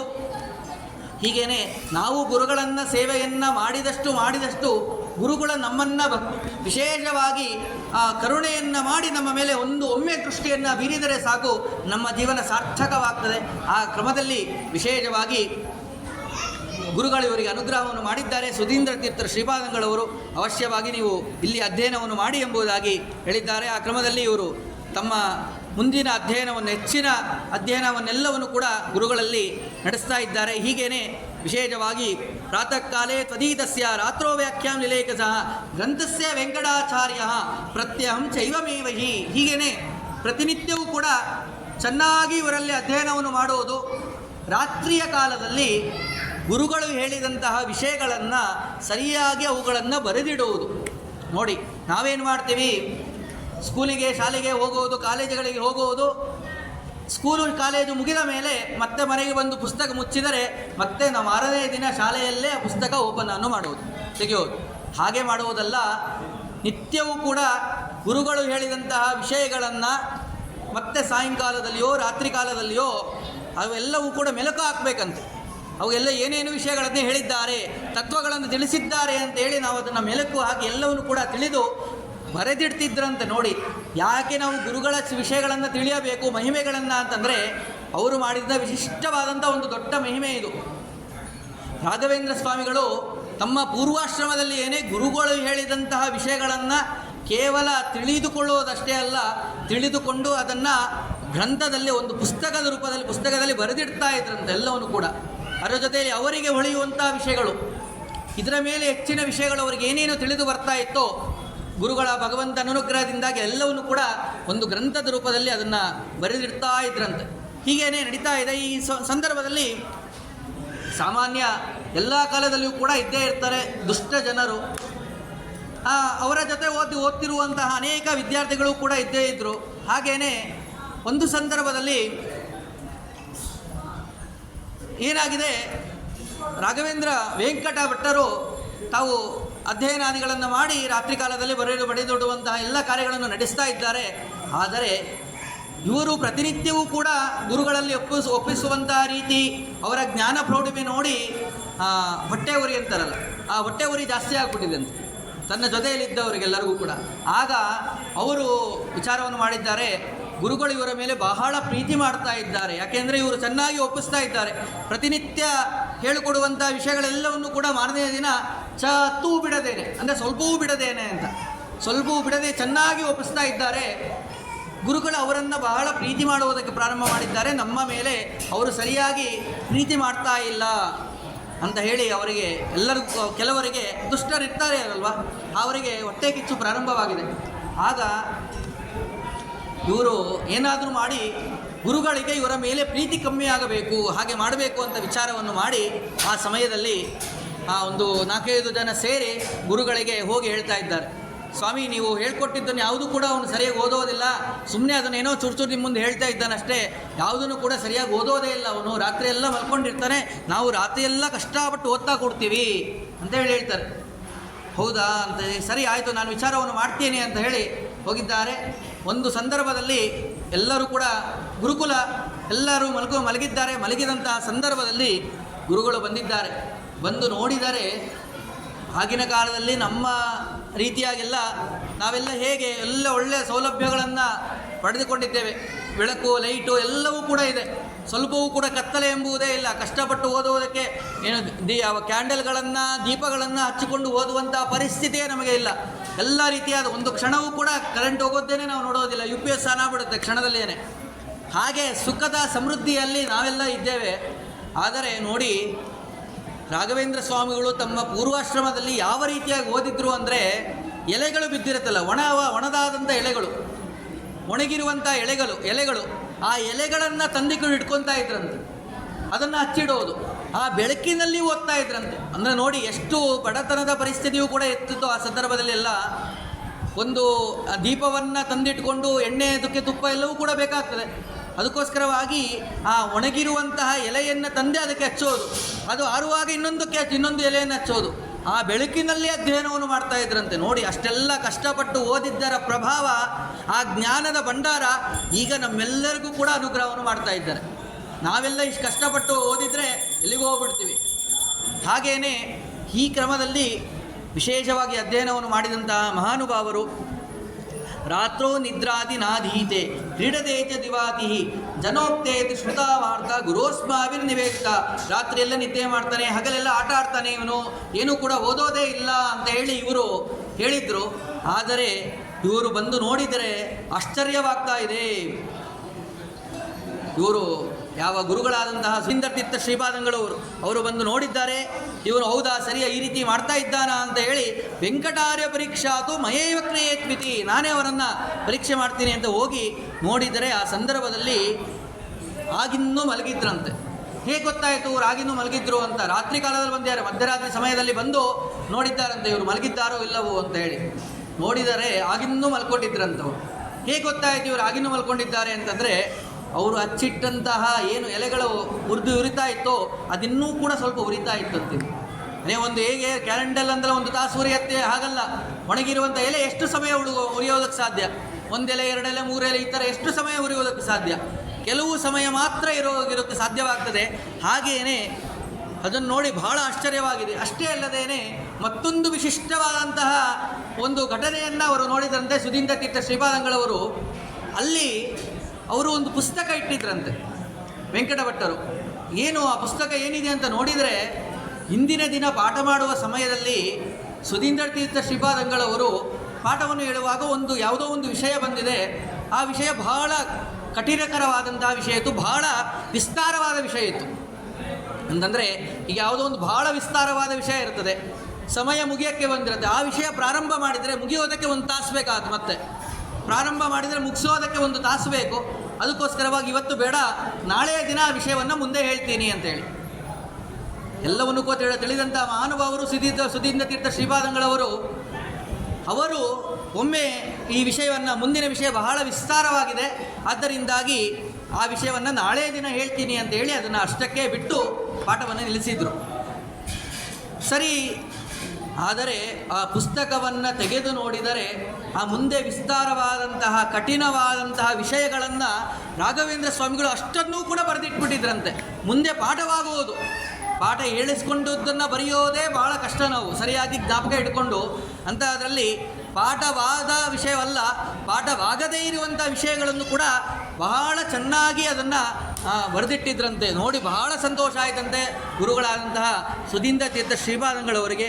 ಆ ಸಮಯದಲ್ಲಿ ಸಂತೋಷದಿಂದ ತಮ್ಮ ಶಾಲನ್ನು ಒದಿಕೊಂಡಿರುವಂಥ ಶಾಟಿಯನ್ನೇ ತೆಗೆದುಕೊಂಡು ಅವರಿಗೆ ಹೊದಿಸಿ ಸಂತೋಷ, ಪ್ರೀತಿ ಬಹಳ ಹೆಚ್ಚಾಗ್ಬಿಡ್ತು. ಆಗ ಸಂತೋಷದಿಂದಾಗಿ ಆ ಶಾಟಿಯನ್ನೇ ಕೊಟ್ಟರಂತೆ. ನಾವು ಕೂಡ ಗುರುಗಳ ವೃಂದಾವನವನ್ನು ನೋಡ್ತಾ ಇರ್ತೀವಿ, ದರ್ಶನ ಮಾಡ್ತಾ ಇರ್ತೀವಿ. ಅನೇಕ ಬಾರಿ ಆ ಗುರುಗಳ ವೃಂದಾವನದಿಂದಾಗಿ ಪುಷ್ಪಗಳು, ಹೂಗಳೆಲ್ಲವೂ ಕೂಡ ಬೀಳ್ತಾ ಇರ್ತದೆ. ನಾವು ಅನೇಕ ಅಪೇಕ್ಷೆಗಳನ್ನು ಗುರುಗಳ ಮುಂದೆ ಇಟ್ಟಿರ್ತೀವಿ, ಆಗ ಹೂಗಳು ದರದರನೇ ಬೀಳ್ತಾ ಇರ್ತವೆ. ಏನು ಚಿಂತನೆ, ಗುರುಗಳು ಅನುಗ್ರಹವನ್ನು ಮಾಡಿದ್ದಾರೆ, ನಮ್ಮ ಕಾರ್ಯ ಎಂಬುದು, ನಮ್ಮ ಕೆಲಸ ಎಂಬುದು ಸಿದ್ಧಿಯಾಗ್ತದೆ ಎಂಬುದಾಗಿ ಹೇಗೆ ನಾವು ತಿಳಿತೀವೋ ಹಾಗೆಯೇ ಯಾಕೆ ಗುರುಗಳು ಸಂತುಷ್ಟರಾಗಿ ಆ ಪುಷ್ಪವನ್ನು ಕೊಟ್ಟಂತೆ ಸುಧೀಂದ್ರ ತೀರ್ಥ ಶ್ರೀಪಾದಂಗಳವರು ಕೂಡ ಅವರಿಗೆ ಬಹಳ ಸಂತೋಷ ಆಯಿತಂತೆ. ಅವರು ಮಾಡಿದಂತಹ ವ್ಯಾಖ್ಯಾನವನ್ನು ನೋಡಿ ಆಗ ಅವರ ಶಾಲನ್ನೇ ಕೊಟ್ಟು ಅವರಿಗೆ ಅನುಗ್ರಹವನ್ನು ಮಾಡಿದ್ದಾರೆ, ಒದಿಸಿ ಬಂದಿದ್ದಾರೆ. ಹೀಗೇ ಮಾರನೆಯ ದಿನ ಎಲ್ಲರೂ ಕೂಡ ಬೆಳಗ್ಗೆ ಎದ್ದಾಗ ನೋಡ್ತಾರೆ, ಆ ಸಮಯದಲ್ಲಿ ಇವರ ಮೇಲುಗಡೆ ಆ ಶಾಟಿ ಇದೆ. ಆದರೆ ಇವರು ಎದ್ದಾಗ ಇವರು ಬರೆದಿಟ್ಟಂತಹ ಪುಸ್ತಕವಿಲ್ಲ, ಗುರುಗಳ ಶಾಟಿ ಅವರ ಮೈ ಮೇಲಿದೆ. ಗಾಬರಿ ಆಗ್ಬಿಡ್ತು, ಎಲ್ಲೋಯ್ತು ನಾನು ಬರೆದಿಟ್ಟಂತಹ ಪುಸ್ತಕ ಎಲ್ಲೋಯ್ತು? ಅವರಿಗೆ ಬರೆದಿಟ್ಟಂತಹ ಪುಸ್ತಕದ ಬಗ್ಗೆ ಒಂದು ವಿಷಯವಾದರೆ, ಚಿಂತೆ ಆದರೆ, ಗುರುಗಳು ಹೊತ್ತುಕೊಳ್ಳುವಂತಹ ವಸ್ತ್ರ ಅದು ನಮ್ಮ ಮೇಲೆ ಇದೆ. ಗುರುಗಳಿಗೆ ಯಾರೋ ಈ ರೀತಿಯಾಗಿ ಗುರುಗಳ ವಸ್ತ್ರವನ್ನು ತಂದು ನನಗೆ ಒದಿಸಿದ್ದಾರೆ. ಈ ನನ್ನ ಸ್ನೇಹಿತರು ಏನು ಜೊತೆಗಿರುವಂಥವರು ಸಹೋದ್ಯೋಗಿಗಳೇ ಯಾರೋ ನನಗೆ ಗುರುಗಳಿಂದಾಗಿ ಬಯಸಬೇಕು ಅಂತ ಹೇಳಿ ಈ ರೀತಿಯಾಗಿ ಕಾರ್ಯವನ್ನು ಮಾಡಿದ್ದಾರೆ. ನನ್ನ ಪುಸ್ತಕವನ್ನು ಅಪಹರಣ ಮಾಡಿ ಈ ಶಲ್ಯವನ್ನು, ಗುರುಗಳ ವಸ್ತ್ರವನ್ನು ನನಗೆ ಒದಿಸಿದ್ದಾರೆ ಅಂತ ಹೇಳಿ ಅವರು ತಿಳಿದುಕೊಂಡು ಗುರುಗಳ ಹತ್ರ ಹೋಗಿದ್ದಾರೆ. ಗುರುಗಳ ಹತ್ರ ಹೋಗಿ ಸಾಷ್ಟಾಂಗ ನಮಸ್ಕಾರವನ್ನು ಮಾಡಿ ಆ ವಸ್ತ್ರವನ್ನು ಗುರುಗಳಿಗೆ ಸಮರ್ಪಣೆ ಮಾಡಿದ್ದಾರೆ. ಆ ವಸ್ತ್ರವನ್ನು ಗುರುಗಳಿಗೆ ಸಮರ್ಪಣೆಯನ್ನು ಮಾಡಿ ಭಕ್ತಿಪೂರ್ವಕವಾಗಿ ಪ್ರಾರ್ಥನೆ ಮಾಡ್ತಾ ಇದ್ದಾರೆ. ಸ್ವಾಮಿ ಕ್ಷಮಿಸಬೇಕು, ನಾನು ನಿಶ್ಚಿತವಾಗಿಯೂ ಕೂಡ ಈ ವಸ್ತ್ರವನ್ನು ತೆಗೆದುಕೊಂಡಿಲ್ಲ, ಯಾರೋ ನನ್ನ ಪುಸ್ತಕವನ್ನು ತೆಗೆದುಕೊಂಡು ಹೋಗಿ ತಮ್ಮ ವಸ್ತ್ರವನ್ನು ನನ್ನ ಮೇಲೆ ಹಾಕಿ ಹೋಗಿದ್ದಾರೆ ಅಂತ ಹೇಳಿ ಅದನ್ನು ಕೊಟ್ಟಿದ್ದಾರೆ. ಆಗ ಸಿಕ್ಕಿದ್ದೇ ಒಳ್ಳೆ ಸಮಯ ಅಂತ ಹೇಳಿ ಇದ್ದಂಥವ್ರು, ಇಲ್ಲ ಸ್ವಾಮಿ ಇವರೇ ತೊಗೊಂಡೋಗಿದ್ದಾರೆ ಅಂತ ಹೇಳಿ ಪ್ರಾರಂಭ ಮಾಡಿದರು. ಆಗ ಗುರುಗಳು ಹೇಳ್ತಾರೆ, ನೀವು ಸುಮ್ಮನೆ ಸುಳ್ಳನ್ನು ಮಾತನಾಡಬೇಡಿ, ನಾನೇ ಬಂದು ಅವರಿಗೆ ಈ ವಸ್ತ್ರವನ್ನು ಒದಿಸಿದ್ದೇನೆ, ಅವರ ಪುಸ್ತಕ ನನ್ನ ಹತ್ರ ಇದೆ ಅಂತ ಹೇಳಿ ಆ ಪುಸ್ತಕವನ್ನು ತೋರಿಸ್ತಾರೆ. ಅಷ್ಟೇ ಅಲ್ಲ, ಪುಸ್ತಕವನ್ನು ತೋರಿಸಿ ಅದರಲ್ಲಿದ್ದಂತಹ ಕಠಿಣವಾದಂತಹ ಅತ್ಯಂತ ಕ್ಲಿಷ್ಟಕರವಾದಂತಹ ಆ ವಿಷಯಗಳನ್ನು, ಮುಂದೆ ನಾನು ಪಾಠ ಹೇಳಬೇಕಾದಂಥ ವಿಷಯಗಳನ್ನು ಬರೆದಿಟ್ಟಿದ್ದಾರೆ ಅಂತ ಹೇಳಿ ಅದನ್ನು ಇವರಿಗೆ ತೋರಿಸ್ತಾರಂತೆ. ಅದನ್ನು ನೋಡಿ ಬಹಳ ಸಂತೋಷ ಆಯಿತಂತೆ ಆ ಎಲ್ಲ ವಿದ್ಯಾರ್ಥಿಗಳಿಗೂ ಕೂಡ. ಎಲ್ಲರೂ ಕೂಡ ಆಗ ಅಯ್ಯೋ, ನಾವು ಇಂತಹ ಜ್ಞಾನಿಗಳಿಗೆ ನಾವು ಈ ರೀತಿ ಅಪಚಾರ ಮಾಡ್ತಾ ಇದ್ದೀವಿ ಅಂತ ಹೇಳಿ ತಮ್ಮ ಜೊತೆಗಿದ್ದಂತಹ ಸಹಾಧ್ಯಾಯಿಗಳೇ ಅವರೇನೇ ಸಾಷ್ಟಾಂಗ ಪ್ರತಿಯೊಬ್ಬರೂ ಕೂಡ ನಮಸ್ಕಾರವನ್ನು ಮಾಡಿದ್ದಾರಂತೆ ಇವರ ಜ್ಞಾನವನ್ನು ನೋಡಿ. ಜ್ಞಾನಕ್ಕೆ ಎಷ್ಟು ಮಹತ್ವವಿದೆ. ತನ್ನ ಜೊತೆಗೆ ಓದುವಂತಹ ವಿದ್ಯಾರ್ಥಿಗಳು ಕೂಡ ಇವರ ಜ್ಞಾನವನ್ನು ಮೆಚ್ಚಿ ತತ್ಕ್ಷಣದಲ್ಲಿಯೇ ಎಲ್ಲರೂ ಕೂಡ ಸಾಷ್ಟಾಂಗ ನಮಸ್ಕಾರವನ್ನು ಮಾಡಿದ್ದಾರೆ. ಯಾಕೆ ಅಂತಂದರೆ ಜ್ಞಾನದ ಮಹತ್ವ ಅಷ್ಟಿದೆ. ಆ ಕ್ರಮದಲ್ಲಿ ಬಹಳ ಸಂತೋಷ ಆಯಿತು. ಗುರುಗಳ ಅನುಗ್ರಹವನ್ನು ಮಾಡಿ ಇವರಿಗೆ ಭಟ್ಟ, ನೀನು ಜ್ಞಾನಿಯಾಗಿದ್ದೀಯಾ, ಅದರಿಂದ ಭಟ್ಟ ಅಂತೇಳಿ ನಾಮಕರಣವನ್ನು ಮಾಡಿದರು. ಅಷ್ಟೇ ಅಲ್ಲದೇನೆ ನೀನು ವ್ಯಾಖ್ಯಾನಾದಿಗಳನ್ನು ಮಾಡ್ತಾ ಇದ್ದೀಯಾ, ಹೆಚ್ಚಿನ ವಿಷಯಗಳನ್ನು ಕೂಡ ಅದನ್ನು ಜಗತ್ತಿಗೆ ಕೊಡ್ತಾ ಇದ್ದೀಯಾ, ಇದಕ್ಕೋಸ್ಕರವಾಗಿ ಪರಿಮಳ ಅಂತ ಹೇಳಿ ನಿನ್ನ ಗ್ರಂಥ ಪ್ರಸಿದ್ಧಿಯಾಗಲಿ ಅಂತ ಆಶೀರ್ವಾದವನ್ನು ಮಾಡಿದರು ಸುಧೀಂದ್ರ ತೀರ್ಥ ಶ್ರೀಪಾದಂಗಳವರು.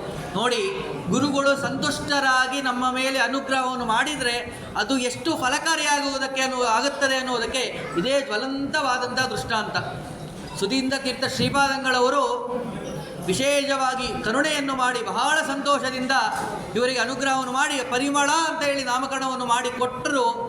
ಆ ಮಾಡಿದಂತಹ ಅನುಗ್ರಹ ಎಷ್ಟು ಪ್ರಸಿದ್ಧವಾಗಿದೆ ಅಂದರೆ, ಅವರು ವೃಂದಾವನಸ್ಥರಾಗಿ ಇಷ್ಟು ವರ್ಷಗಳಾದರೂ ಕೂಡ ಅವರು ಮಾಡಿದಂತಹ ಗ್ರಂಥಗಳನ್ನು ಪ್ರತಿಯೊಂದು ಗುರುಕುಲಗಳಲ್ಲಿಯೂ ಕೂಡ ಅಧ್ಯಯನ ಮಾಡುವಂತಹ ಕ್ರಮ ಎಂಬುದು ನಡೀತಾ ಇದೆ. ಪರಿಮಳ ಇಲ್ಲದೇನೆ ಸುಧಾದಿಗಳನ್ನು ಅಧ್ಯಯನ ಮಾಡುವುದಿಲ್ಲ. ಯಾಕೆ ಅಂದರೆ ಅಲ್ಲಿರುವಂಥ ಅಷ್ಟು ಮಹತ್ವವಾದಂಥ ವಿಷಯಗಳೆಲ್ಲವೂ ಕೂಡ ಇದೆ. ಆದ್ದರಿಂದಾಗಿ ಅಷ್ಟು ಮಹತ್ವ ಎಂಬುದು ಆ ಗುರುಗಳ ಅನುಗ್ರಹದಿಂದಾಗಿ ಬಂತು. ಆ ಕ್ರಮದಲ್ಲಿ ಗುರುಗಳು ಕೂಡ ವಿಶೇಷವಾಗಿ ಇದೇ ರೀತಿಯಾಗಿ ತಮ್ಮ ಜ್ಞಾನವನ್ನು ಎಲ್ಲ ಕಡೆಯೂ ಕೂಡ ಹರಡಿಸ್ತಾ ಇದ್ದಾರೆ. ಆ ಗುರುಗಳ ಅನುಗ್ರಹವನ್ನು ಪಡೆದುಕೊಂಡು ವೆಂಕಟ ಭಟ್ಟರು ತಮ್ಮ ಅನೇಕ ಅಧ್ಯಯನಾದಿಗಳನ್ನು ಕೂಡ ಹೀಗೆ ಮುಂದೆ ನಡೆಸಿದ್ದಾರೆ. ನಂತರದಲ್ಲಿ ಒಂದು ಸಂದರ್ಭದಲ್ಲಿ ಇವರಿಗೆ ವಿಚಾರವನ್ನು ಮಾಡಿದ್ದಾರೆ, ಸ್ನಾನಾದಿಕಂ ಸಮಾಪ್ಯಾತ ಗತ್ವಾ ನತ್ವಾ ಮಠಂ ಗುರುಂ. ನಂತರದಲ್ಲಿ ಅವರು ವಿಚಾರವನ್ನು ಮಾಡಿದ್ದಾರೆ, ಸರಿ ಹೀಗೇನೆ ಇಷ್ಟು ನಡೆದಿದೆ, ಇನ್ನು ಮುಂದೆ ನಾವು ಏನು ಮಾಡಬೇಕು ಅಂತ ವಿಚಾರ ಮಾಡಿದ್ದಾರೆ. ಸಂಚಾರ ಕ್ರಮೇಣ ಇವರೆಲ್ಲರೂ ಕೂಡ ಗುರುಗಳು ಮುಂದೆ ಊರುಗಳಿಗೆ ಹೋಗ್ತಾ ಇರ್ತಾರೆ. ಹೀಗಿರುವಾಗ ಗುರುಗಳಲ್ಲಿ ಪ್ರಾರ್ಥನೆ ಮಾಡ್ತಾರೆ, ಸ್ವಾಮಿ ಮದುವೆ ಆಗಿದೆ, ಹೆಂಡತಿ ಮನೆಯಲ್ಲಿದ್ದಾಳೆ, ಅವಳನ್ನು ಬಿಟ್ಟಿರೋದು ಇನ್ನೂ ಕೆಲವು ದಿನಗಳು ಕಷ್ಟವಾಗ್ತದೆ, ಇದಕ್ಕೋಸ್ಕರವಾಗಿ ಗುರುಗಳ ಅನುಗ್ರಹವನ್ನು ಮಾಡಬೇಕು ಅಂತ ಪ್ರಾರ್ಥನೆ ಮಾಡಿದಾಗ ಅವಶ್ಯವಾಗಿ ಕುಂಭಕೋಣ ಕ್ಷೇತ್ರದಲ್ಲಿ ಆ ಸಮಯದಲ್ಲಿ ಗುರುಗಳು ಇರ್ತಾರೆ. ಅವಶ್ಯವಾಗಿ ನಮ್ಮ ಜೊತೆಯೇ ಇದ್ದು ನೀವು ನಿಮ್ಮ ಅಧ್ಯಯನಾದಿಗಳನ್ನೆಲ್ಲವರು ಕೂಡ ಮುಂದುವರಿಸಿರಿ ಎಂಬುದಾಗಿ ಆಜ್ಞೆಯನ್ನು ಮಾಡಿದ್ದಾರೆ. ಅದೇ ಕ್ರಮದಲ್ಲಿಯೇ ಇವರು ಕೂಡ ತಮ್ಮ ಅಧ್ಯಯನ ಎಲ್ಲವೂ ಕೂಡ ನಡೀತಾ ಇದೆ. ಗುರುಗಳ ಅನುಗ್ರಹದಿಂದ ಪರಿಮಳಾಚಾರ್ಯರು ಅಂತ ಪ್ರಸಿದ್ಧರಾದರು. ಹೀಗೇನೆ ಅವರ ಅಧ್ಯಯನಾದಿಗಳು ಕೂಡ ಪ್ರತಿಯೊಂದು ಕೂಡ ಬಿಡದೇನೆ ನಡೀತಾ ಇದೆ. ಹೀಗೇನೆ ತತ್ರಸ್ಥೋ ಆ ಗುರುಗಳ ಅನುಗ್ರಹಕ್ಕೆ ಹೇಗೆ ಪಾತ್ರರಾಗಿದ್ದಾರೆ ಎಂಬುದಕ್ಕೆ ಮತ್ತೊಂದು ದೃಷ್ಟಾಂತವನ್ನು ಕೊಡ್ತಾರೆ. ಒಂದು ಸಂದರ್ಭದಲ್ಲಿ ಗುರುಗಳಿರುವಂತಹ ಸ್ಥಳಕ್ಕೆ ಏಕಸ್ಮಿನ್ ದಿವಸೇ ಶ್ರೀಮಾನ್ ಮನ್ನಾರೋಚ್ಛಾಲಯಂ ಪ್ರತಿ ನತ್ವಾ ತತ್ರ ಕೃಷ್ಣಂ ಪ್ರವಿಶನ್ ಮಠಮುತ್ತಮಂ ತತ್ರಸ್ಥೋ ದ್ವೈತ ಭಿಕ್ಷುಷ್ಟೋ ಪಾದಾರ್ಥ ಮಗನ್ಮನ್ಮಠನ್ ತತ್ರ ದೃಷ್ಟ ಶ್ರೀ ಸುಧೀಂದ್ರಂ ಪೂರ್ವಪಕ್ಷಂ ಜಗಾದಸಃ. ಆ ಊರಿನಲ್ಲಿದ್ದಂತಹ ಒಬ್ಬರು ಜ್ಞಾನಿಗಳು, ಪರಪಕ್ಷದ ಜ್ಞಾನಿಗಳು, ಅವರು ಆ ಗುರುಗಳ ಹತ್ರ ಬಂದು ವಾಕ್ಯಾರ್ಥವನ್ನು ಮಾಡುವುದಕ್ಕೆ ಪ್ರಾರಂಭವನ್ನು ಮಾಡಿದರು. ಜಗತ್ಯಾವುದು ಕೂಡ ಸತ್ಯವಲ್ಲ, ಈ ರೀತಿ ಮೊದಲಾದಂಥ ಅನೇಕ ತತ್ವಗಳನ್ನು ಅವರು ಸಾಧನೆ ಮಾಡುವುದಕ್ಕೆ ಪೂರ್ವ ಪಕ್ಷಗಳನ್ನು ಹೇಳಿದರು. ಆ ಸಮಯದಲ್ಲಿ ಗುರುಗಳ ಆಜ್ಞೆಯನ್ನು ಸುಧೀಂದ್ರ ತೀರ್ಥ ಶ್ರೀಪಾದಂಗಳವರ ಆಜ್ಞೆಯನ್ನು ಸ್ವೀಕಾರವನ್ನು ಮಾಡಿಕೊಂಡು ವೆಂಕಟ ಭಟ್ಟರು ತಾವು ಅವರು ಮಾಡಿದಂತಹ ಎಲ್ಲ ಪ್ರಶ್ನೆಗಳಿಗೆ ಸಿದ್ಧಾಂತದ ರೂಪದಲ್ಲಿ ಅನೇಕ ಉತ್ತರಗಳೆಲ್ಲವನ್ನು ಕೂಡ ಕೊಟ್ಟಿದ್ದಾರೆ. ಅಷ್ಟೇ ಅಲ್ಲ, ಕೊಡುವ ಸಮಯದಲ್ಲಿ ಅನೇಕ ವ್ಯಾಕರಣದ ಸೂತ್ರಗಳ ನಿಯಮಗಳನ್ನೆಲ್ಲವನ್ನು ಕೂಡ ಪಾಲನೆಯನ್ನು ಮಾಡ್ತಾ ಅನೇಕ ಪ್ರಯೋಗಗಳನ್ನು ಕೂಡ ಮಾಡಿದ್ದಾರೆ. ಮಹಾಭಾಷ್ಯೇ ಜಯಂ ಪ್ರಾಪ್ತಂ ದೃಷ್ಟ್ವಾ ತುಷ್ಟೋ ಭವತ್ ಪ್ರಭು ಅಂತ ಹೇಳಿ ಎಂಗ್ಲುಂಗಂಥ ಪ್ರಯೋಗಗಳೆಲ್ಲವನ್ನು ಕೂಡ ಇವರು ಪ್ರಯೋಗ ಮಾಡಿದ್ದಾರೆ.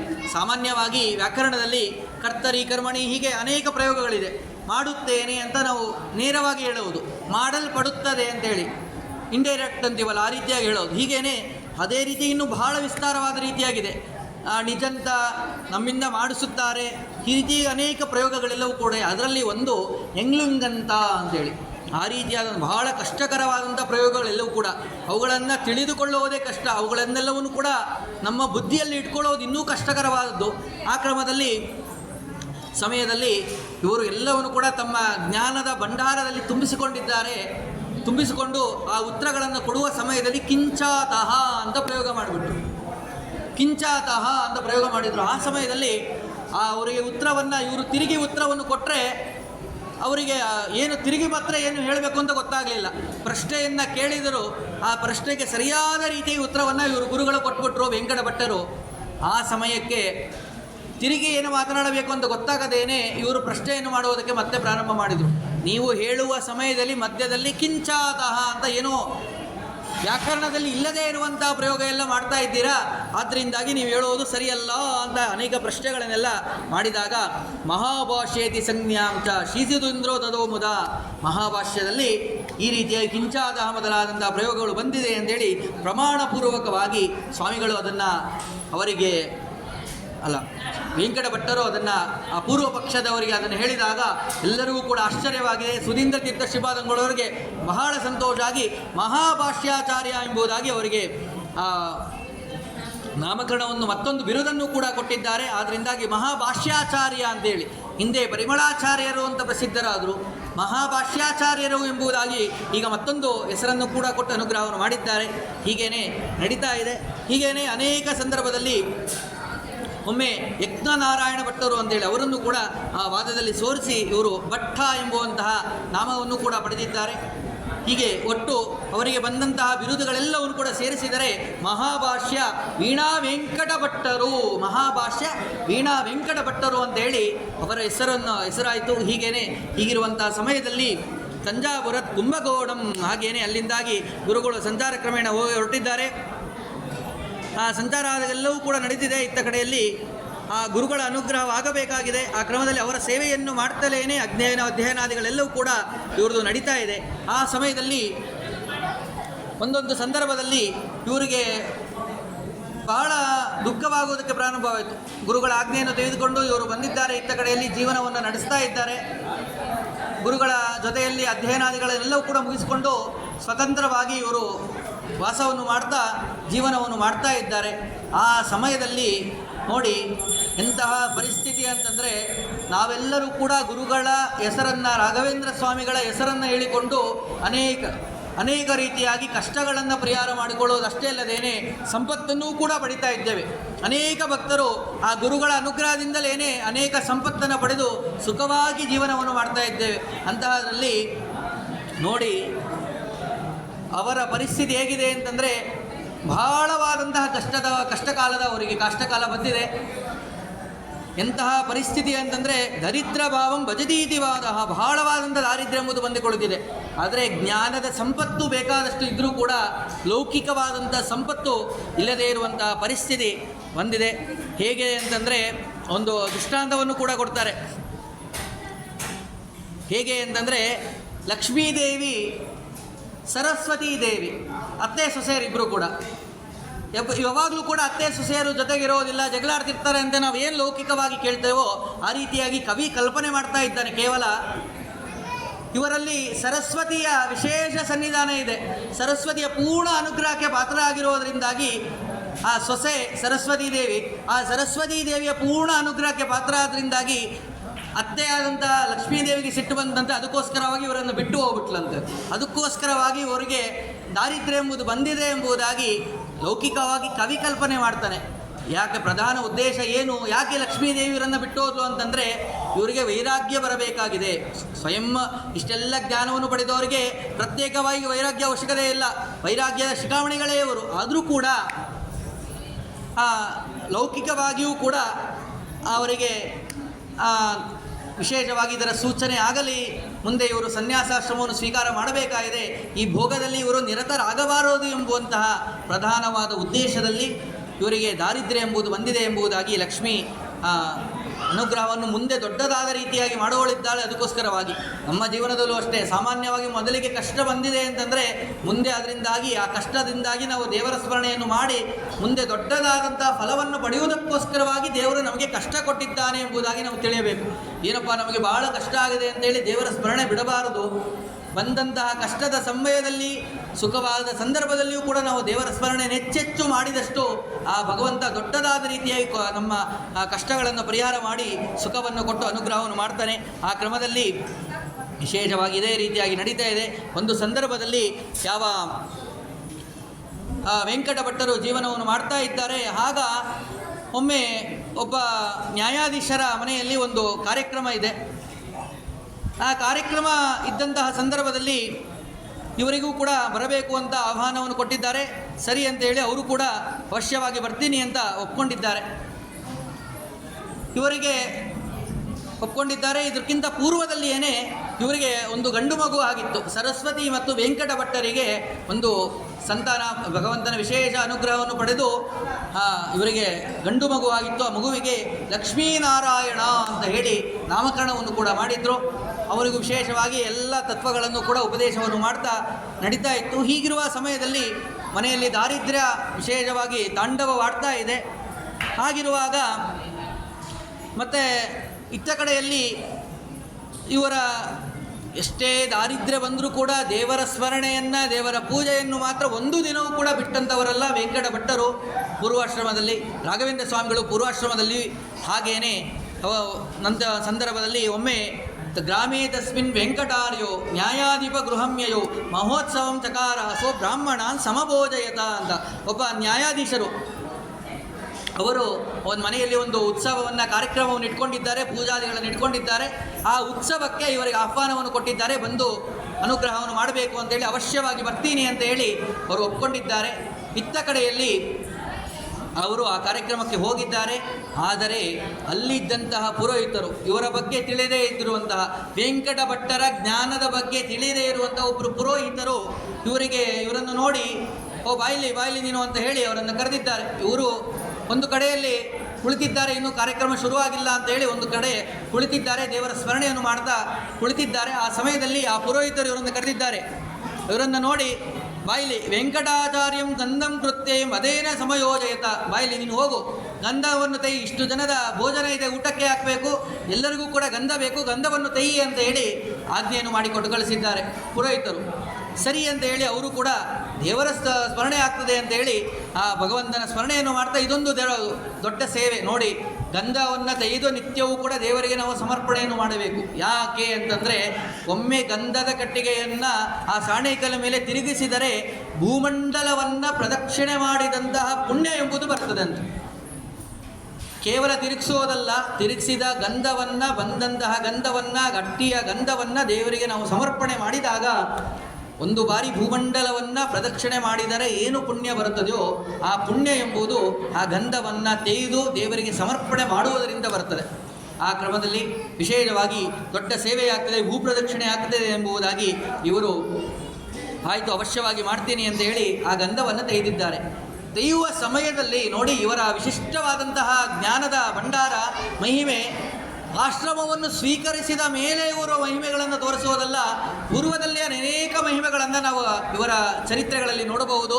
ಹಾಗೆಯೇ ಇವರು ಆ ತೆಗೆಯುವ ಸಮಯದಲ್ಲಿ ಅನೇಕ ವೇದಗಳನ್ನು, ಸೂಕ್ತಗಳನ್ನೆಲ್ಲವನ್ನು ಕೂಡ ಪಠನೆಯನ್ನು ಮಾಡ್ತಾ ಅವರು ತೆಗಿತಾ ಇದ್ದಾರೆ. ಆ ಸಮಯದಲ್ಲಿ ಒಮ್ಮೆ ಆ ಗಂಧವನ್ನು ತೆಗೆಯುವಾಗ ಅವರು ಅಗ್ನಿ ಸೂಕ್ತ ಅಂತ ಹೇಳಿ ಅಗ್ನಿ ಸೂಕ್ತವನ್ನು ಪಠನೆಯನ್ನು ಮಾಡ್ತಾ ಹೇಳ್ತಾ ಅವರು ಗಂಧವನ್ನು ತೆಗೆದಿದ್ದಾರೆ. ಅನೇಕ ಸೂಕ್ತಗಳನ್ನು ಹೇಳ್ತಾ ಇದ್ರು, ಶ್ರೀ ಸೂಕ್ತ, ಪುರುಷ ಸೂಕ್ತ, ಹೀಗೇನೆ ಅವರು ಪ್ರತಿನಿತ್ಯವೂ ಪಠನೆಯನ್ನು ಏನೇನು ಮಾಡ್ತಾ ಇದ್ರು ಪ್ರತಿಯೊಂದನ್ನು ಕೂಡ ಹಾಗೇನೆ ಹೇಳ್ತಾ ತಮ್ಮ ಪೂಜಾದಿಗಳನ್ನು ಮಾಡ್ತಾ ಇದ್ರು. ಇಲ್ಲಿ ಇದೊಂದು ಕೂಡ ಸೇವೆ ಆಗ್ತದೆ ಅಂತೇಳಿ ಗಂಧವನ್ನು ತೆಗೆಯುವಾಗ ಅಗ್ನಿ ಸೂಕ್ತವನ್ನು ಹೇಳ್ತಾ ಅವರು ಗಂಧವನ್ನು ತೆಗೆದಿದ್ರು. ನೋಡಿ, ಗಂಧವನ್ನು ತೆಗೆದಾಗಿದೆ, ಪೂಜಾದಿಗಳೆಲ್ಲವೂ ಕೂಡ ಮುಗಿದಿದೆ, ಊಟಕ್ಕೆ ಕೂಡಬೇಕು. ಆ ಸಮಯದಲ್ಲಿ ಆ ಬ್ರಾಹ್ಮಣನಿಗೆ ಆ ನ್ಯಾಯಾಧೀಶ ಎಲ್ಲವನ್ನು ಕೂಡ ಕೊಟ್ಟಿದ್ದಾರೆ ನೋಡಿ. ಇತ್ಯುಕ್ತ ಸೋಗ್ನಿ ಸೂಕ್ತಂತು ಪಟಂ ಗಂಧಂ ಪಿಪೇಷಿಹಿ, ಆ ಗಂಧವನ್ನು ಸಿದ್ಧವನ್ನು ಮಾಡಿದ್ದಾರೆ. ಆದ ನಂತರದಲ್ಲಿ ಆ ಗಂಧವನ್ನು ಎಲ್ಲ ಬಂದಂಥವರಿಗೆ ಕೊಟ್ಟಿದ್ದಾರೆ. ಕೊಟ್ಟಂತಹ ಸಮಯದಲ್ಲಿ ಎಲ್ಲರಿಗೂ ಕೂಡ ದಾಹ ಆಗೋದಕ್ಕೆ ಪ್ರಾರಂಭವಾಗಿದೆ. ಸಾಮಾನ್ಯವಾಗಿ ಗಂಧವನ್ನು ಹಚ್ಚಿಕೊಂಡಾಗ ನಮ್ಮ ದೇಹ ತಂಪಾಗಬೇಕು, ಆದರೆ ಇಲ್ಲಿ ನೋಡಿದರೆ ವಿರುದ್ಧವಾಗಿ ಅವರ ಎಲ್ಲರೂ ಕೂಡ ಒದ್ದಾಡೋದಕ್ಕೆ ಪ್ರಾರಂಭ ಮಾಡಿದ್ದಾರೆ. ಏನಿದು ಇಷ್ಟು ಉರಿತಾ ಇದೆ ಅಂತ ಹೇಳಿ. ಆ ಸಮಯದಲ್ಲಿ ಹೋಗಿ ಪುರೋಹಿತರಿಗೆ ಕೇಳಿದ್ದಾರೆ, ಏನಾಯಿತು, ಯಾಕೆ ಇದು ಗಂಧ ಉರಿತಾ ಇದೆ ಅಂತ ಹೇಳಿ. ಆ ನ್ಯಾಯಾಧೀಶರು ಪುರೋಹಿತರಿಗೆ ಕೇಳಿದಾಗ ಅವರು ಹೇಳ್ತಾರೆ, ಸ್ವಾಮಿ ನಾನು ತೆಗೆದಿಲ್ಲ, ಒಬ್ಬ ವ್ಯಕ್ತಿ ಬಂದಿದ್ದ, ಅವರಿಗೆ ಕರೆದು ನಾನು ತೆಗೆಯುವುದಕ್ಕೆ ಹೇಳಿದೆ, ಅವರು ತೆಗೆದಿದ್ದಾರೆ ಅಂತ ಹೇಳಿದಾಗ, ಯಾರಿಗೆ ಅಂತ ಕೇಳಿದಾಗ ಕರೆದುಕೊಂಡು ಹೋಗಿ ಅವರು ಎಲ್ಲೋ ಒಂದು ಕಡೆ ಮತ್ತೆ ದೇವರ ಸ್ಮರಣೆಯನ್ನು ಮಾಡ್ತಾ ಕುಳಿತಿದ್ರು. ವೆಂಕಟ ಭಟ್ಟರು ದೊಡ್ಡ ಪಂಡಿತರು, ಜ್ಞಾನಿಗಳು, ಆದರೂ ಕೂಡ ಆ ಭಗವಂತನ ಸ್ಮರಣೆಯನ್ನು ದರ್ಶನವನ್ನು ಮಾಡ್ತಾ ಕುಳಿತಿದ್ದಾರೆ. ಹೀಗಿರುವಾಗ ಇವರೇ ಅಂತ ತೋರಿಸಿದಾಗ ನ್ಯಾಯಾಧೀಶರಿಗೆ ಆಶ್ಚರ್ಯ ಆಗಿದೆ, ಭಯ ಆಗುವುದಕ್ಕೆ ಪ್ರಾರಂಭವಾಗಿದೆ. ದೊಡ್ಡ ಪಂಡಿತರು, ವೆಂಕಟ ಭಟ್ಟರು ಅಂತ ಹೇಳಿ ಪರಿಮಳವನ್ನು ಮಾಡ್ತಿರುವಂಥವರು, ವಿಶೇಷವಾಗಿ ಭಗವಂತನ ಅನುಗ್ರಹಕ್ಕೆ ಪಾತ್ರರಾದವರು, ಸುಧೀಂದ್ರ ತೀರ್ಥ ಶ್ರೀಪಾದಂಗಳವರ ಪರಮಾನುಗ್ರಹಕ್ಕೆ ಪಾತ್ರರಾದಂತಹ ಇವರ ಕೈಯಲ್ಲಿ ನೀನು ಇಂಥ ಎಷ್ಟು ಕೆಲಸಗಳೆಲ್ಲ ಮಾಡಿಸಿದ್ದೀಯಾ ಅಂತ ಹೇಳಿ ಅವರಿಗೆ ಬೈದಿದ್ದಾರೆ. ಅವರಿಗೆ ಮತ್ತೆ ಆ ನ್ಯಾಯಾಧೀಶರು, ಆ ಪುರೋಹಿತರೆಲ್ಲರೂ ಕೂಡ ಸಾಷ್ಟಾಂಗ ನಮಸ್ಕಾರವನ್ನು ಮಾಡಿ ಪ್ರಾರ್ಥನೆ ಮಾಡ್ತಾ ಇದ್ದಾರೆ.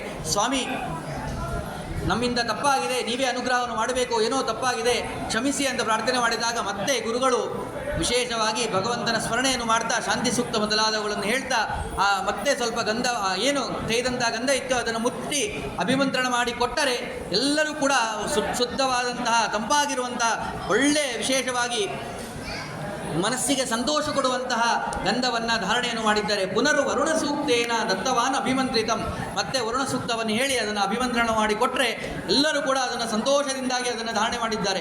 ಬಹಳ ಆನಂದವಾಗ್ತಾ ಇದೆ, ಬಹಳ ಶೀತಲವಾಗಿದೆ ಅಂತೇಳಿ ಉದ್ಗಾರವನ್ನು ತೆಗೆದಿದ್ದಾರೆ. ಹೀಗೆ ಅವರ ಮಹಿಮೆ ನೋಡಿ.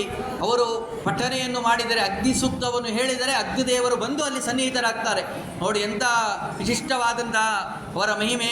ಪೂರ್ವಾಶ್ರಮದಲ್ಲೇ ಈ ರೀತಿಯಾದಂಥ ಅನೇಕ ಮಹಿಮೆಗಳನ್ನು ತೋರಿಸಿದಂತಹ ಮಹಾನುಭಾವರು ರಾಘವೇಂದ್ರ ಸ್ವಾಮಿಗಳು. ಹೀಗೇನೆ ಅವರ ಅನೇಕ ರೀತಿಯಾದಂಥ ಮಹಿಮೆಗಳನ್ನು ಕೂಡ ನಾವು ಚರಿತ್ರೆಗಳಲ್ಲಿ ಕೇಳ್ತೇವೆ. ಹಾಗೆಯೇ ಒಮ್ಮೆ ಒಂದು ಸಂದರ್ಭದಲ್ಲಿ ಆ ಗುರುಗಳ ಆಜ್ಞೆಯನ್ನು ಪಡೆದುಕೊಂಡು ಇವರ ತಮ್ಮ ಮಗನಿಗೂ ಕೂಡ ಇನ್ನೇನು ನಾಮಕರಣಾದಿಗಳೆಲ್ಲವೂ ಕೂಡ ಮಾಡಬೇಕಾಗಿದೆ. ಆದರೆ ಗುರುಗಳಿಗೆ ಒಂದು ವಿಚಾರ ಬಂದಿದೆ, ಇವರಿಗೆ ಆಶ್ರಮವನ್ನು ಕೊಡೋಣ ಅಂತ ಹೇಳಿ. ಸುಧೀಂದ್ರ ತೀರ್ಥ ಶ್ರೀಪಾದಂಗಳು ಇವರಿಗೆ ಒಳ್ಳೆಯ ವ್ಯಕ್ತಿಯವರು, ಜ್ಞಾನಿಶ್ರೇಷ್ಠ ಯತಿಶ್ರೇಷ್ಠ ವಿನಾತುರ್ಯಾಶ್ರಮಂಬದ, ಇವರು ಬಿಟ್ಟು ಬೇರೆ ಯಾರೂ ಕೂಡ ಸಿಗೋದೇ ಇಲ್ಲ ಈ ಆಶ್ರಮವನ್ನು ಕೊಡುವುದಕ್ಕೆ. ಆದ್ದರಿಂದಾಗಿ ಇವರೇ ಅತ್ಯಂತ ಯೋಗ್ಯರಾದವರು, ಇವರಿಗೆ ಆ ಆಶ್ರಮವನ್ನು ಕೊಡೋಣ ಅಂತ ಹೇಳಿ ವಿಚಾರವನ್ನು ಮಾಡಿದ್ದಾರೆ. ಆ ಸಂದರ್ಭದಲ್ಲಿ ಇವರಿಗೆ ಬಂದು ಕೇಳಿದರೆ ಅವರು ಹೇಳ್ತಾರೆ, ಬಾಲ ಭಾರ್ಯ ಬಾಲಕೋ ನೋಪನೀತ ತಸ್ಮಾನ್ನಾಸ್ತಿ ಸ್ವಾಶ್ರಮೇಸ್ಮಿನ್ ಮನೀಷ ಪಾಂಡಿತ್ಯಂ ಮೇ ಜ್ಞಾತಮಸ್ತಿ ಪ್ರಬೋಧೆ ಕುರ್ಯಾದಸ್ಮಾತ್ ಮುಚ್ಯತಾಂ ಮುನಿವರ್ಯ ಅಂತ ಕೇಳಿದಾಗ ಅವರು ಹೇಳ್ತಾರೆ, ಸ್ವಾಮಿ ನನ್ನ ಮಗನಿಗೆ ಉಪನಯನವಾಗಿಲ್ಲ, ಹೆಂಡತಿ ಬಹಳ ಸಣ್ಣವಳಿದ್ದಾಳೆ, ಇನ್ನು ಮನೆಯಲ್ಲಿ ಬೇರೆ ಯಾರೂ ಕೂಡ ನಮಗೆ ಇಲ್ಲ, ತಮ್ಮ ಹಿರಿಯರೆಲ್ಲರೂ ಕೂಡ ಅವರೆಲ್ಲರೂ ಕೂಡ ಸ್ವರ್ಗಸ್ಥರಾಗಿದ್ದಾರೆ. ಆದ್ದರಿಂದಾಗಿ ಮತ್ತೆ ನಾನಿನ್ನೂ ಆ ಸ್ಥಾನ, ಅವರು ಹೇಳುವಂಥ ಮಾತು ನೋಡಿ, ರಾಘವೇಂದ್ರ ಸ್ವಾಮಿಗಳು ಹೇಳುವಂಥ ಮಾತು, ನಾನು ಆ ಸ್ಥಾನಕ್ಕೆ ಯೋಗ್ಯನಲ್ಲ ಅಂತ ಹೇಳಿ ಅವರು ಹೇಳ್ತಾ ಇದ್ದಾರೆ. ಆಗ ನೋಡಿ ಅವರು ಹೇಳ್ತಾರೆ, ಇಲ್ಲ, ಆಜ್ಞೆ ಭಗವಂತನ ಆಜ್ಞೆ ಇದು ಎಂಬುದಾಗಿ ಏವಂ ಶಿಷ್ಯ ಅವರು ಬಹಳ ಅನೇಕ ವಿಧವಾಗಿ ಹೇಳಿದರೂ ಕೂಡ ಅವರು ಆ ಸಮಯದಲ್ಲಿ ಒಪ್ಪೋದಿಲ್ಲ. ಏನು ಮಾಡುವುದೊಂದು ವಿಚಾರವನ್ನು ಮಾಡಿ ಅವರು ನಂತರದಲ್ಲಿ ಸರಿ ಭಗವಂತನ ಆಜ್ಞೆ ಇಚ್ಛೆ ಇದೆ, ಮುಂದೆ ಯಾವಾಗ ಕಾಲ ಬರುತ್ತದೆ ಆಗ ವಿಚಾರ ಮಾಡೋಣ ಅಂತ ಹೇಳಿ ಮುಂದೆ ಅವರಿಗೆ ರಾಘವೇಂದ್ರ ಸ್ವಾಮಿಗಳು ಅಂತ ಹೇಳಿ ಮುಂದೆ ಆಶ್ರಮವನ್ನು ಕೊಟ್ಟರು. ಆ ರಾಘವೇಂದ್ರ ಸ್ವಾಮಿಗಳು ಜಗತ್ತಿನಲ್ಲಿ ಇದ್ದ ಸಂದರ್ಭದಲ್ಲಿಯೂ ಕೂಡ ಅನೇಕ ಮಹಿಮೆಗಳನ್ನು ತೋರಿಸಿದ್ದಾರೆ. ನಂತರದಲ್ಲಿಯೂ ಕೂಡ ವೃಂದಾವನಸ್ಥರಾದ ಮೇಲೂ ಕೂಡ ಅನೇಕ ಮಹಿಮೆಗಳನ್ನು ತೋರಿಸಿ ಎಲ್ಲ ಕಷ್ಟಗಳನ್ನು ಕೂಡ ಪರಿಹಾರವನ್ನು ಮಾಡಿ ಜಗತ್ತಿಗೆ ಮಂಗಳವನ್ನು ಉಂಟು ಈಗಲೂ ಕೂಡ ಮಾಡ್ತಾ ಇದ್ದಾರೆ. ಅಂತಹ ರಾಘವೇಂದ್ರ ಸ್ವಾಮಿಗಳ ರಾಘವೇಂದ್ರ ತೀರ್ಥ ಶ್ರೀಪಾದಂಗಳವರು ನಮ್ಮೆಲ್ಲರ ಕಷ್ಟಗಳನ್ನು ಪರಿಹಾರವನ್ನು ಮಾಡಿ ವಿಶೇಷವಾಗಿ ಧರ್ಮದ ದಾರಿಯಲ್ಲಿ ಸದಾ ನಾವು ಇರುವಂತೆ ಅವರು ನಮಗೆ ಮಾಡಲಿ ಎಂಬುದಾಗಿ ನಾವು ಪ್ರಾರ್ಥನೆ ಮಾಡಬೇಕು. ಏನೋ ಗೊತ್ತಿಲ್ಲದೆ ಇರುವಂಥ ಏನೇ ಲೌಕಿಕವಾದಂತಹ ಅಪೇಕ್ಷೆಗಳನ್ನು ನಾವು ಗುರುಗಳಲ್ಲಿ ಇಡದೇನೆ ಧರ್ಮದ ದಾರಿಯಲ್ಲಿ ನಾವು ಸದಾ ಇರುವಂತೆ ನೀವು ನಮ್ಮನ್ನು ಅನುಗ್ರಹಿಸಿ ಎಂಬುದಾಗಿ ನಾವು ಪ್ರಾರ್ಥನೆ ಮಾಡಬೇಕು.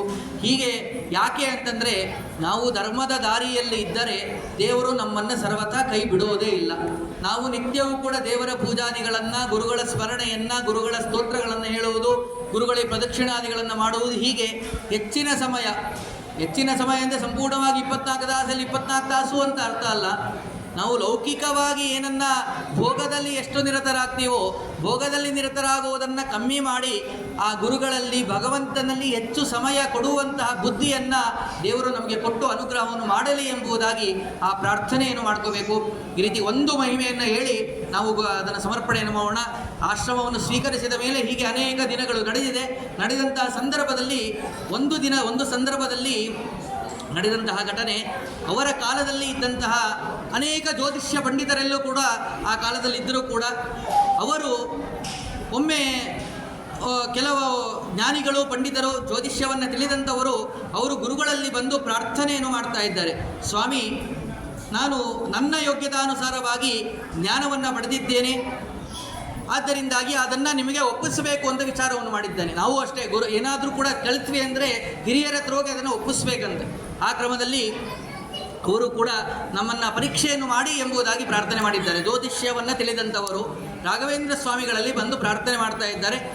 ನಮಗೆ ಪರೀಕ್ಷೆಯನ್ನು ಮಾಡಿ ಅಂತ ಕೇಳಿದಾಗ, ಹೌದಾ ಪರೀಕ್ಷೆ ಮಾಡಬೇಕು, ಅವಶ್ಯವಾಗಿ ಮಾಡ್ತೀನಿ ಅಂತೇಳಿ ತೇಷಾಂ ವಾಕ್ಯಂ ಗುರುಶ್ರುತ್ವ ಜಾತಕಂ ಅಮಲಿಖ್ಯತಾಂ ಅಂತೇಳಿ ನನ್ನ ಜಾತಕವನ್ನು ಬರೆಯಿರಿ ಅಂತೇಳಿ ಆ ಜ್ಯೋತಿಷ್ಯರಿಗೆ ಆಜ್ಞೆಯನ್ನು ಮಾಡಿದ್ದಾರೆ. 3 ಜನ ಬಂದಿದ್ದರು ಅಲ್ಲಿಗೆ. 3 ಜನರು ಕೂಡ ಅಧ್ಯಯನಾದಿಗಳನ್ನು ಮುಗಿಸಿಕೊಂಡು ಜ್ಯೋತಿಷ್ಯ ಅಧ್ಯಯನವೆಲ್ಲವನ್ನೂ ಕೂಡ ಮುಗಿಸಿಕೊಂಡು ಗುರುಗಳಲ್ಲಿ ಬಂದು ಸಮರ್ಪಣೆಗೋಸ್ಕರ ಬಂದಿದ್ದಾರೆ. ಪರೀಕ್ಷೆ ಮಾಡಿ ಅಂತ ಹೇಳಿದಾಗ ನನ್ನ ಜಾತಕವನ್ನು ಬರೆಯಿರಿ ಎಂಬುದಾಗಿ ಗುರುಗಳು ಹೇಳಿದ್ದಾರೆ. ಅವರಿಗೆ ಆಶ್ಚರ್ಯವಾಗಿದೆ. ಅದನ್ನು ಕೇಳಿ ಎಲ್ಲರಿಗೂ ಕೂಡ ಆಶ್ಚರ್ಯ.